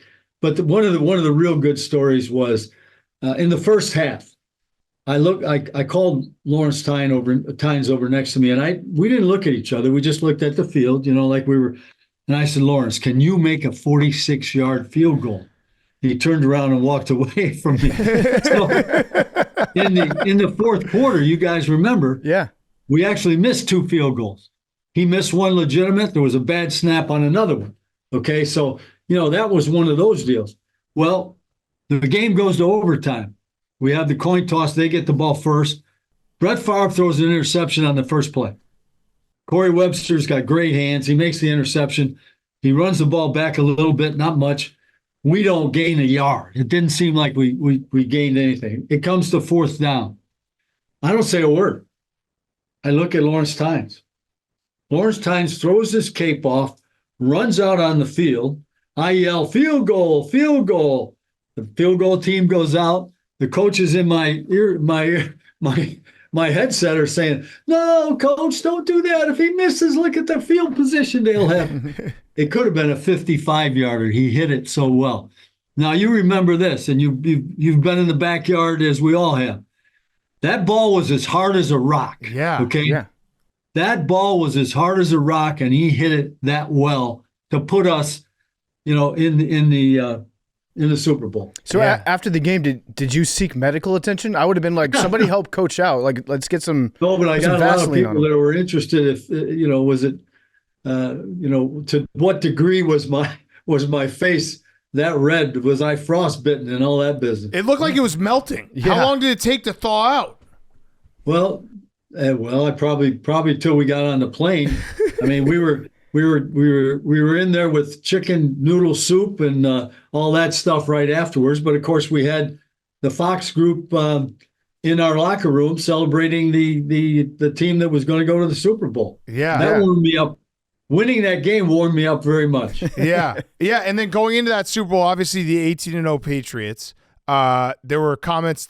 Probably the only time Tom Brady's ever slipped up in the media with that famous, clip where he kind of laughed at the idea that they were going to only be held to 17 points. When you see that clip and your team sees that clip, like what was the confidence level going into that game, knowing you guys have played them close in the last week of the season? Well, we practiced very well. That's where it starts for me always. Our preparation was good. When we flew out to Glendale to prepare for that game, we had actually an isolated hotel that was out in the middle of nowhere. And the guys went in maybe the first night and got to the restaurants, etc. After that, pretty much they stayed around the hotel because it was a pretty good ride. So our focus as a team was really good. And I really thought that we'd done a very good job of practicing and preparing. Now that's with the exception of David Tyree's Friday. You remember that one? We had integrated David Tyree, who was a wide receiver, a Pro Bowl special teamer. We had now made him a short yardage and goal line receiver because he was strong. He could block. He blocked and he was tough. So we knew that when David Tyree trotted out on the field, Bill Belichick was going to, it's run. And we took advantage of that. But on the Friday before the Super Bowl, when everything is supposed to be perfect, David Tyree dropped everything. The ball hit him in his helmet. He dropped the ball in his hands. I mean, he literally couldn't catch anything. And to tell you the type of guy Eli is, practice is over. The coaches are a little concerned. We're not going to say anything at that point in time. I'm not to upset anybody.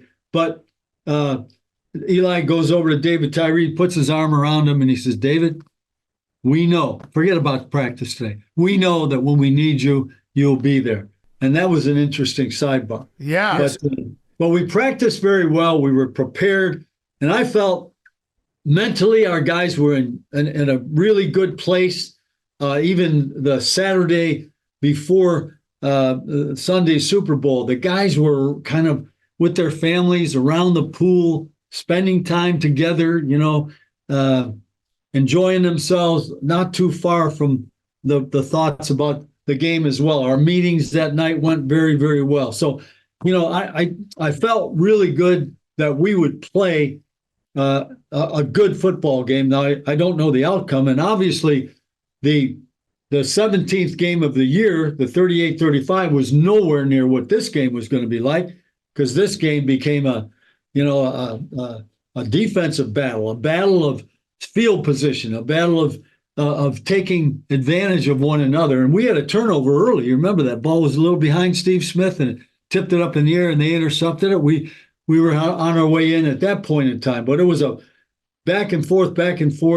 And then, of course, they drove the ball at the end and Brady put them ahead with about, 2:37 to go.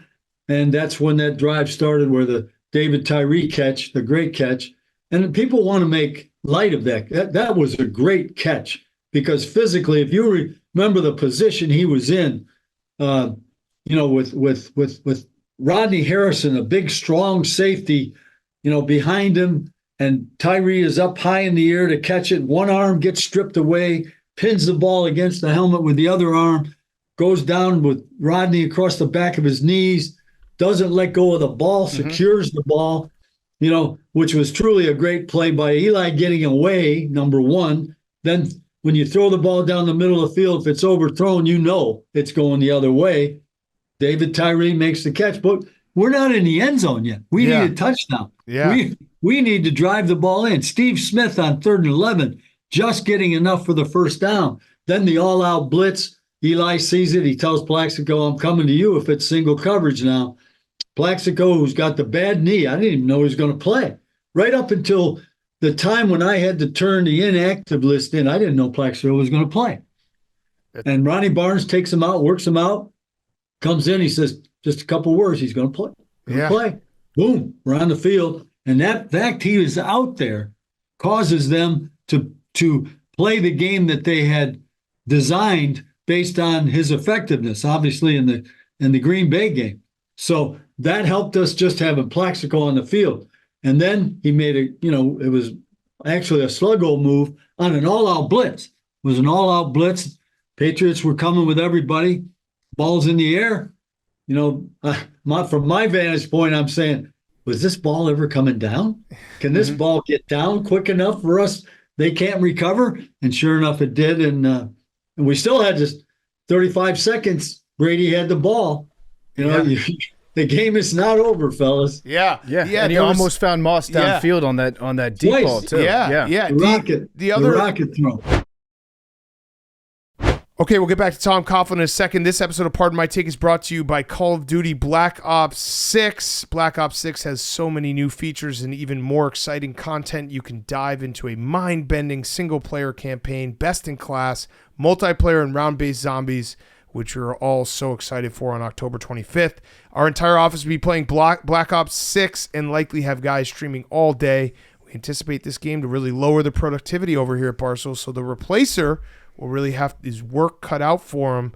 Head on over to callofduty.com/blackops6 and pre-order yours right now. I love Call of Duty, one of my favorite games. Black Ops 6 is going to be incredible, so go check it out. It's coming out October 25th, and you can pre-order it right now at callofduty.com/blackops6. Pre-order yours. Get ready for that day. We're going to be streaming all day. We love Black Ops 6. We love Call of Duty. So again, go over to callofduty.com/blackops6 and pre-order yours right now. The other little story from the David Tyree catch, he's passed away, but Jared Lorenzen, who's our friend, it came out afterwards that there was a drill you guys used to do where he would violently try to strip Eli, and basically I remember seeing a video where it was almost like exactly the same of what Eli did in that play.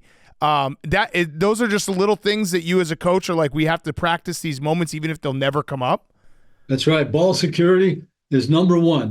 Next to points for, points against, it's turnovers.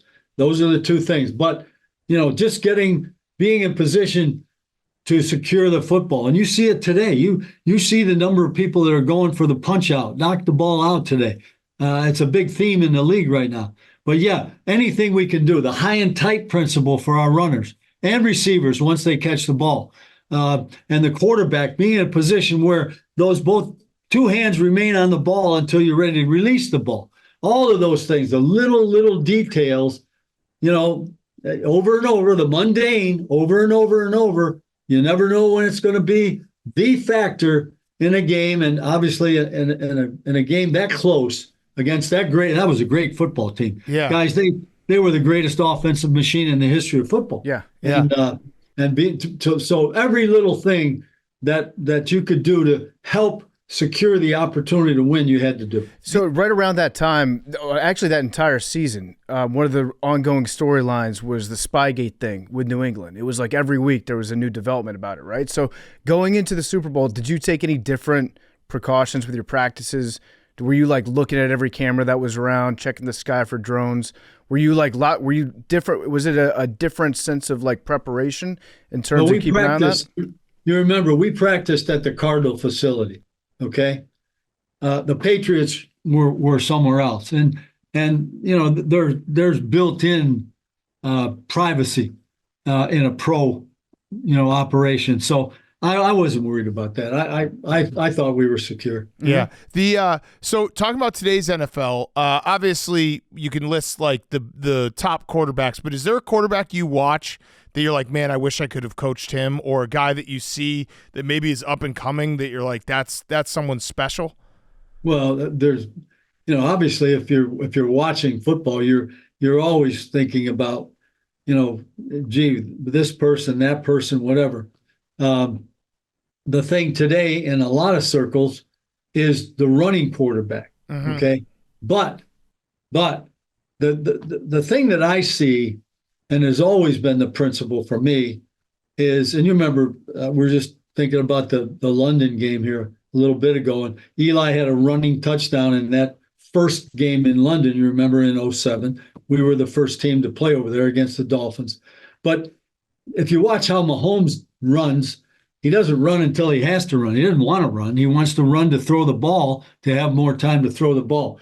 Those are the things. Because you remember, for us, Eli started 210 straight games. Yeah. I mean, as a coach, if you can tell me that I'm going to have my starter, okay, for 210 straight games where he can prepare, where we know the quality of the preparation and the work that he will put in, and that he will bring the experience factor one week to another.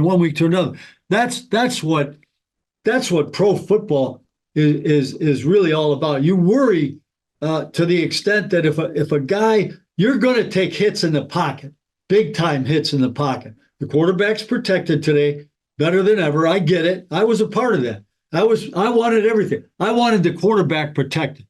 Okay. And he is protected. But when you run, you're a runner. Okay. And no holes barred. All bets are off. And but to have your guy line up every week for 210 in a row, I mean, that's an incredible advantage for your team. Was there something about Eli had an incredible career. The crazy thing about Eli is during the regular season, you probably couldn't say he was ever playing at a top 3 quarterback level, but then your 2 Super Bowl runs, he just was out of his mind good. Was there something that you could see in him where it's like playoff time and you're like, this guy, I just know that he's going to be nails when we need him? You look at his eyes. Yeah. His eyes. He is the greatest. People will argue with me. I get it. But he's the greatest big game quarterback that I've ever seen. I mean, the way he approached things and the fact that, he really, really accepted the challenge. He wanted the challenge, He wanted that. I mean, he knew what his comparison was against Tom Brady, for example, and quite frankly, rightfully so. I mean, they stacked up a bunch of Super Bowls, but in those games, under those circumstances, call it his pedigree, call it what you want. But this guy, you talk about making plays when he had to make them. Look at the Manningham catching 46, Super Bowl 46. And I used to, while I'm looking at it in my own mind, I don't realize Eli's back there maneuvering to get the ball off in that situation, and he made that throw. So you talk about big play, big game people. Wow. I mean, I'm taking him. Yeah. Because I've seen him do it under any circumstance you can imagine. Would you ever have to try to trick him though? Like in a Week 8 game, be like, "Hey, this is a big game, Eli. We're gonna need big game Eli here." Oh no, Well, you look at that year, the game 17 against the Patriots. That was the game when how the media is 50-50. You're going to rest your players, coach. Yeah. You're going to rest your no. We're playing to win, and my team bought that completely. Yeah. What was the look in Eli's eyes? How could you tell it was different? There was no question about his focus and what was going on. No matter when he took the field, you could see it. Yeah. And always, if you knew the player, you could see it. Tied in with Eli is going to be your son-in-law, Chris Snee, who you drafted. Was that the same draft as Eli? I think it was. Yeah, right? They were 1-2. They were roommates. He was your second-round pick. Did you have to lean on the scouts a little bit to be like, hey, I think this is the guy we got to take? And they were like, sure, coach, he's your son-in-law. I understand. We have to draft him. No, they did it the other way around. The whole organization felt we had Chris Snee in the first round, the middle of the first round. That's how high we had him ranked. And when he slipped like that, there was no question in the room about who the best possible player was. And we took him in the top of the second round, and it proved out. I mean, you talk about toughness. You talk about serious guys that want to, they want to win. They'll work and they'll pay the price in order to win, and they'll do things the right way. And the camaraderie that developed in that offensive line, with Richie and Sean and Kareem and David Deal at left tackle, those guys were, they loved each other. They played for each other. They backed each other up when things were going. And the guy who did it by virtue of his actions, not necessarily his mouth, was Chris Snee. I love the idea of the scouts and the other guys in the draft room having to convince you to draft your son-in-law. Yeah. that would be very funny. So I heard a funny story about him.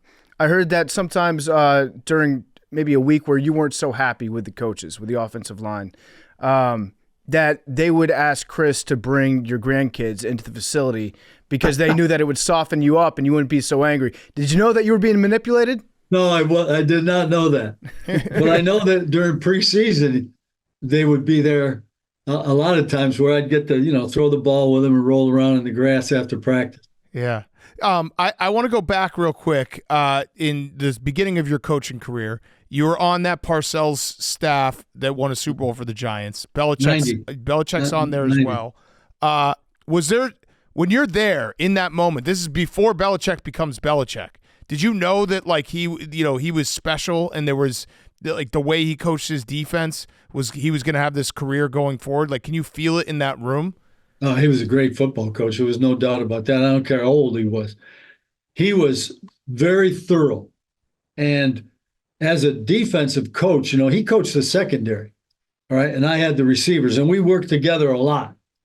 And we were always bugging Parcells for more time, or, red zone, tight red zone, one-on-one, and all the things you need to do to be ready when you come out of camp for the season. But Bill did a great job. I mean, his defensive plans are epic. I mean, the game against the 49ers, there's as talented a team as you'll ever play against. And what we were able to do, we win by field goal. But neither one knew, although when Bill, I think, thought about that Cleveland job right there at the end of the season, much like I was thinking about the BC job. And so him getting the opportunity was not a surprise at all. And it didn't matter how old he was. Yeah, yeah. So I read a story that going back to your college days, your RA was Jim Boeheim, Syracuse head coach. Yeah, Boeheim was an RA on our floor. Sadler Hall, in those days, we had the top 44 were in Sadler Hall, and Boeheim was my RA. He's your RA. So did you ever get in trouble?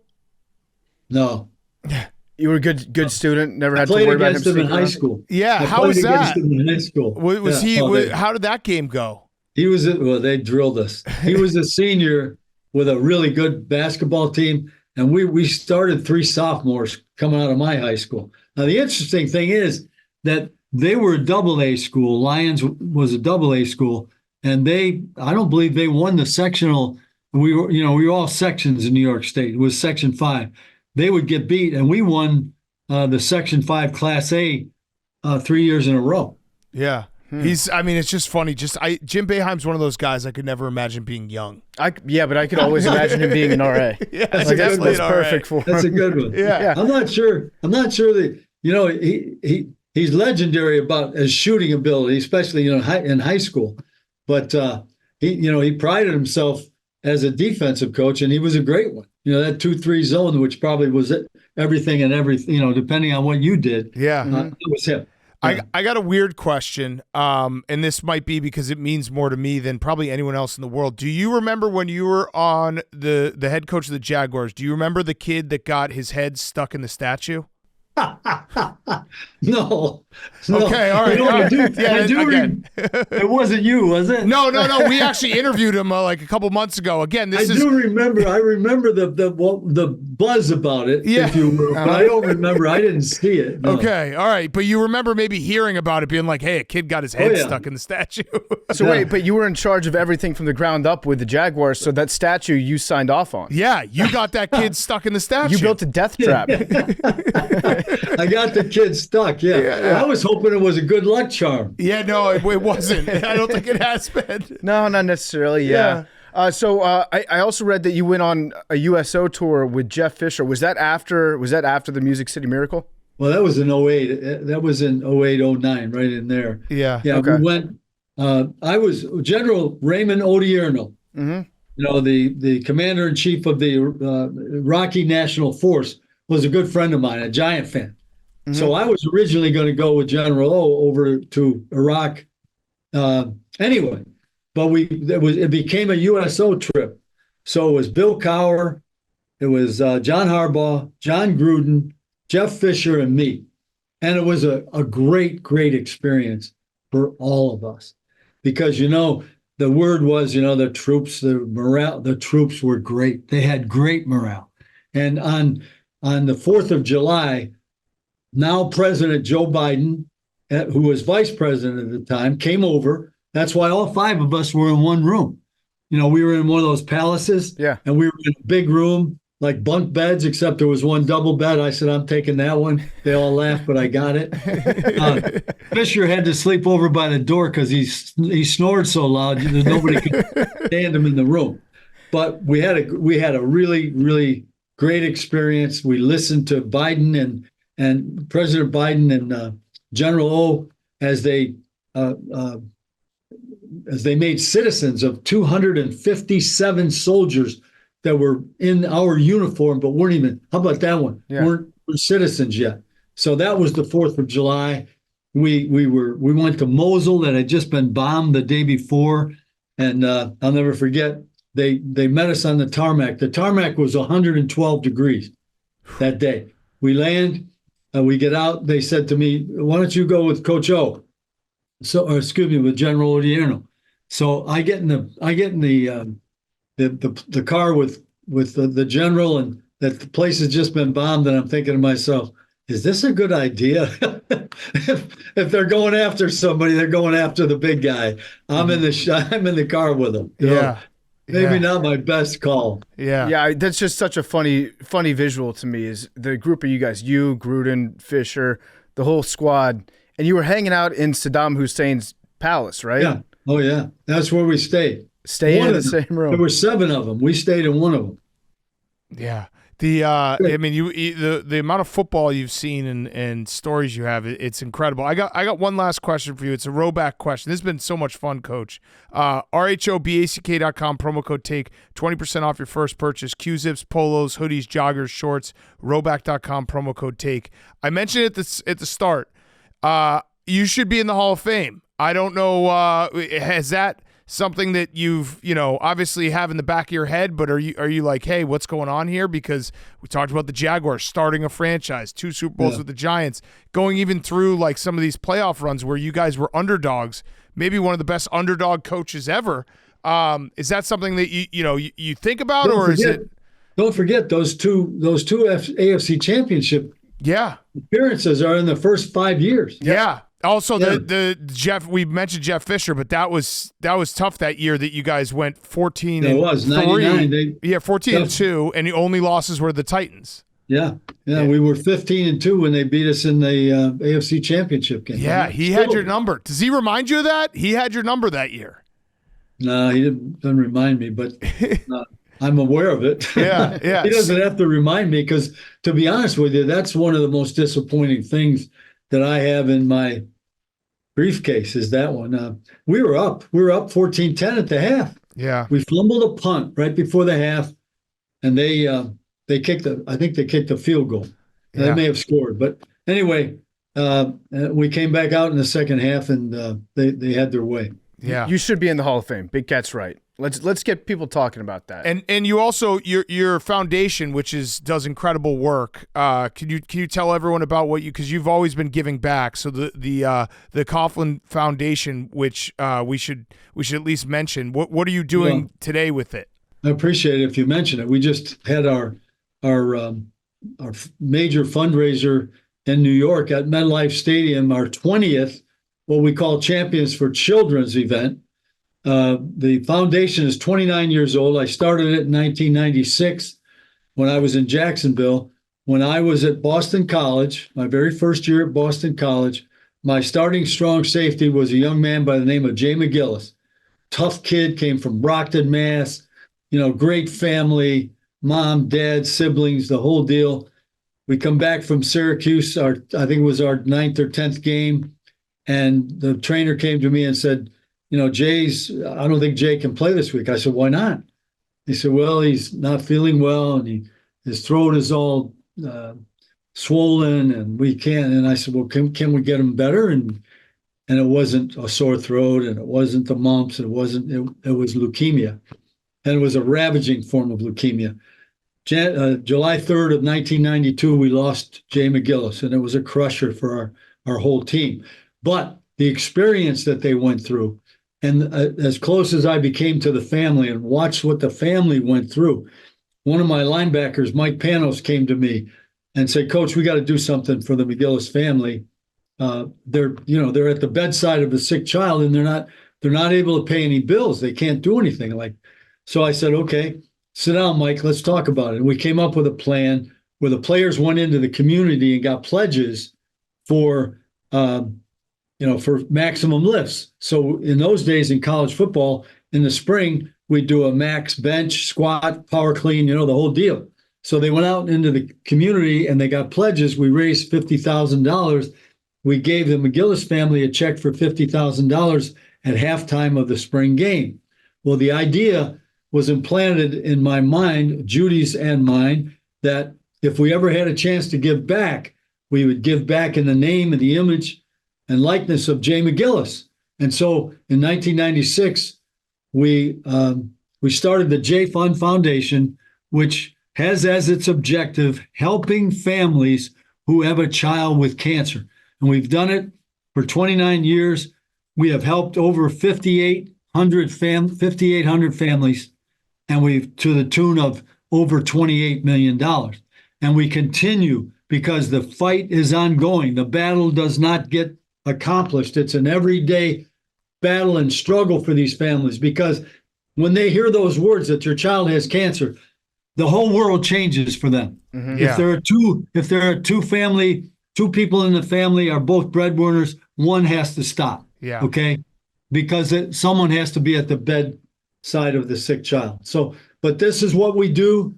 My daughter, Kelly Coughlin Joyce, is the CEO of the J Fund. She's done a great job. We have a great team. We have a great team of devoted people to this cause. And one of the things we've just started to do, which has really made a huge difference, is we take 10 families to Winn-Dixie or Stop and Shop, and we turn them loose in the grocery store, and then we pay for that. And we had 10 families the other day who had $20,000 in grocery bills. And we do this. We have the J Fund is in New York, New Jersey, and in Jacksonville. That's great. awesome. That's great. That's good work, yeah. So awesome that you're giving back like that. Well, Coach, this has been a great time. We really appreciate your time. And, we're going to be on Coughlin time now. You got us. Thank you, guys. Yeah, showing up early. Get that time at 5 minutes ahead of time and tell people why. Yeah. That's the Yeah. key. If you're not early, you're late. Yeah. Maybe even at some time you might want to take the sunglasses off. You never know. No, I doubt that.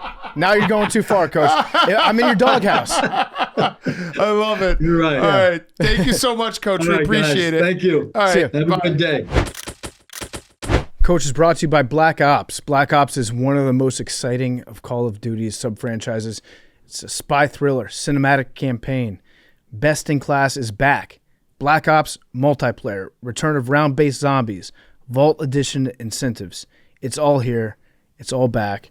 And Black Ops is going to be the best video game of the entire fall. Pre-order Call of Duty Black Ops 6 right now. Go check it out. Head on over to callofduty.com/Black Ops 6. Pre-order your copy right now. Again, the zombies are back. It's spy thriller. It's got heists. It's got everything. Been waiting for this all year. October 25th. Pre-order it now.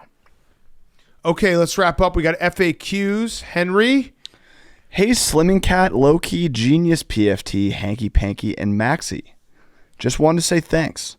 Love everything y'all do and truly makes my weeks better listening to y'all.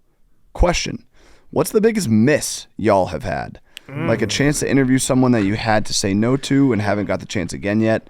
What are the chances of getting Jaded on the pod soon, since we got Caleb a few months ago? We've had him on. He was on during his Heisman campaign. Yeah. We've had him on. Had him on. Oh, right now. Blake of the Year lottery ball. Yeah, Blake, but that was fun. It was bad, but it was fun. Biggest miss. I would say doing a television show. Yeah. No, but in terms of guess, I don't know. We had this was pre-COVID, I think. When Mantis worked for us, and this is before he blew up, but he was like, Jack Harlow's coming to the office. Do you guys want to interview him? We said no. And then, like, I think within 3 months, he was like the biggest rapper on the planet. That was a miss. I think about that one sometimes. I also think we Zach weren't Bryan. here that day, but Yeah, Billy was Zach Brown. Yep. No. Zach Bryan. Zach Bryan. Oh yeah. Billy was like close with Zach Bryan before he blew up. That was a And fucking then Billy, miss. to Billy's credit, he kept being like, "Hey, we got to get this guy on the show. He's going to blow up." And we'd be like, "Okay, Billy." And I love his music. Yeah, and we'd be like, "All right, Billy," and then we'd forget, and then 2 weeks later, "Hey, you guys really should have him on? Do you want me to tell him that you guys want him on?" And we'd be like, "Yeah, one day," and then next thing you know, he's winning. I wish I had listened to his music back then, because I would have said, yes, Zach Bryan, please come on the show. We'll make it up to you. Yeah, we will make it up to you. But yeah, I don't know. I feel like we've gotten almost everyone that we've, not a ton of misses. What was the other part of that question? Was there another part of that Get question? Jaden on. Oh, yeah. I don't need Jaden on right now. We've had him on. I'm in the Well, mode. we will get him on again. I'm in the mode of just don't touch anything. Yeah, we will Just- definitely get Jaden on. The last thing Jaden needs is for my dumb ass to just have him on the show and tell him how awesome he is. Hey, PMT boys, PFT specifically. What happened to PFT trying to take the bar? He bragged he could pass and talked about studying and never mentioned it again. I can pass the bar. I'll do He's it. going to do it when Hank dunks. No, it's more of an off-season thing. I'm in football mode right now. So I say I'm going to do a lot of stuff at the start of every football off-season. I usually accomplish like 25% of that. I think I actually, we had dinner with Dan Morgan a few months ago, and I was telling him, I think I could pass the bar. You guys aren't that smart. He was like, you might be able to. So I think I'm going to become a lawyer, just like casually. Mm-hmm. And then I'm going to sue everyone. Are you going to dunk? Yeah. It's getting, we're getting, the weather's turning. I'm training every day. Okay. I'm not. It's not something I've forgot about. Okay. I'm not drinking till Thanksgiving. Wow. Really? Overdrive. Did you drink last weekend? Yeah. Okay. What about So you Halloween? just went into overdrive. Yeah. You're 3 days into overdrive. Yeah. What about Halloween? Oh, come on. You got to come on, Halloween guy. You're not a Halloween guy? Everyone's a Halloween guy. Go ahead, memes. Question memes. So will this dunk be live stream, or is it like just a solo video itself? That'll be live streamed. I want to do it Friday, December 21st. Speaking of big I videos, don't we want to have to worry about it over Christmas break. we're working on getting Max pitching for dingers only, and we might have upped it in terms of, no offense to UIC, but upped the competition. Might have being the key word. We'll see. Might have. We're still very Either much- way, we're gonna do it, and if we do That's- UIC again, that they're gonna kick the shit out of Max. And the dart stream will be before Thanksgiving, sometime the next 3 weeks. Okay. So you'll be sober for it. For sure. Oh, So that entire stream, you're not going to have a single drink No. for that entire 2 weeks. Nope. what are you gonna say, Max? I had nothing to say. Are you ready to pitch? I mean, I'm gonna get shelled. No, you But- won't. You're a fucking beast. Believe in yourself. Yeah, you're a beast. I mean, if I don't know, I don't think it's actually gonna work out. But if it does work out, I'm gonna get fucking smoked. I'm gonna be out there for a year. Yeah, I'm very worried about my knees. Want to trade? I'm worried about catching. Oh. No. Oh. No. Okay, Hank. Next one. We can end with this one. Hey, Slim Cat, PF Tall, Cocky Hank, 2 sodas, ass crack Max. My question is, after doing the show for all these years, does it ever actually feel like a job, or does it just still feel like shooting the shit with your buddies and talking ball? I would say that between the lines, whenever we step into the studio, mics are on, it doesn't feel like a job. It's never felt like a job. I'd say the only time it feels like a job is if it's like a truly dead period of time. But we do Mount Rushmore season, so it like kind of reinvigorates us in the summer. Shane just walked in fist pumping because we bet. That's not a good thing, Shane. Do you know my futures? Like what has happened? You're gonna lose to Mahomes in the playoffs. That's what's gonna happen. I missed. What'd you say? Why were you fist pumping? The Chargers bet. Yeah, I know, but that's bad. I lose all my. Cash out. What? If you cash out, I'm not gonna cash. I'm going to never cash out. cashes out. I'm Never cashing cash out. out. I'll say this right now, and you can shame me. You'll probably future you will be like, how can you cash out? No, I will No. be cashing out. of this. I'm not 100%. gonna shame anyone because that was part of my pitch. I 100% intend to cash Yeah. out and then probably put that cash out on another team to win the Super Can Bowl. I tell you what you really should do then? Put it in twice. Have a cash out option. The Chargers will not win the Super Bowl, and I will be cashing out of this. All right, now I really want the Chargers to win the Super Bowl. Now I'm really not cashing I'm out gonna be because they're cash gonna out. fucking run the table. Cash out for sure. But yeah, it's like the beauty of this job is not only that we all love each other and work well together. And I was thinking about it the other day, and while I was taking a shower, I was like, we're getting very close to 10 years. Mm-hmm. Like I was shocked We're when coming up on 9. Hank sent those videos over of us going to the Jaguars-Bears game, and I thought I heard him say 8 years ago. I was Yeah. like, there's no way that's 8 years. Today's the anniversary of Miguel Montero's Grand Slam. We were all there in the bleachers. 8 years, which is crazy. Yeah. But no, it doesn't. For me, the only time it feels like work is if we're doing something where we're at work for like 14 hours in a Yeah. day. And then it's like, okay, it'd be nice to go home at some point. But as far as doing the podcast, I don't think for a second it's felt like work to me. Well, Yeah, I think it's your point is it's not in the studio. No, it's just when we're doing like logistics and like there's Correct. there's Traveling. work stuff that comes up, but it's never in the studio. And the beauty of the show and what we love to talk about sports is that like sports are ever changing. So that's why it works that we always have new material. Like I've said it before. I love football. It's my favorite sport. But around February, when it's like the end of the season, I'm like, I could talk about something else for a little bit. Yeah, and then like I could take a break. In the real dead zones, that's when sometimes we get the weirdest, which is usually pretty good. Mount Rushmore season. Should we rip a random Mount Rushmore? We all right go. now? It's occurred to me that without football, especially if we're talking like early July, mid-July, the summer, we go temporarily insane. Yeah. We really do, and we just create ways to entertain ourselves when in the back of our head our real personalities are like, just give me more football. Yeah. Random Mount Rushmore, real quick. People like this. Mount Rushmore of teams that could win the Super Bowl this year. No, who goes first? I went first last time. All right, so Hank. Hank? Chiefs. Good pick. Ravens. That's a really good pick, Hank. That was a really good pick. Ravens. Lions. Oh, fuck. You guys have really good picks. Damn it. I don't think the Vikings. Niners. Don't let people bully into taking. Oh, And- Hank made a face. The walls. Niners in this one. No, I can't do it. Texans. The Buffalo Bills. That's great value. Great value. Yep. I got Cooper. I'll go Vikings. Okay. There's a big value out there that I passed on that I actually think should have been a first round. Packers. Yeah.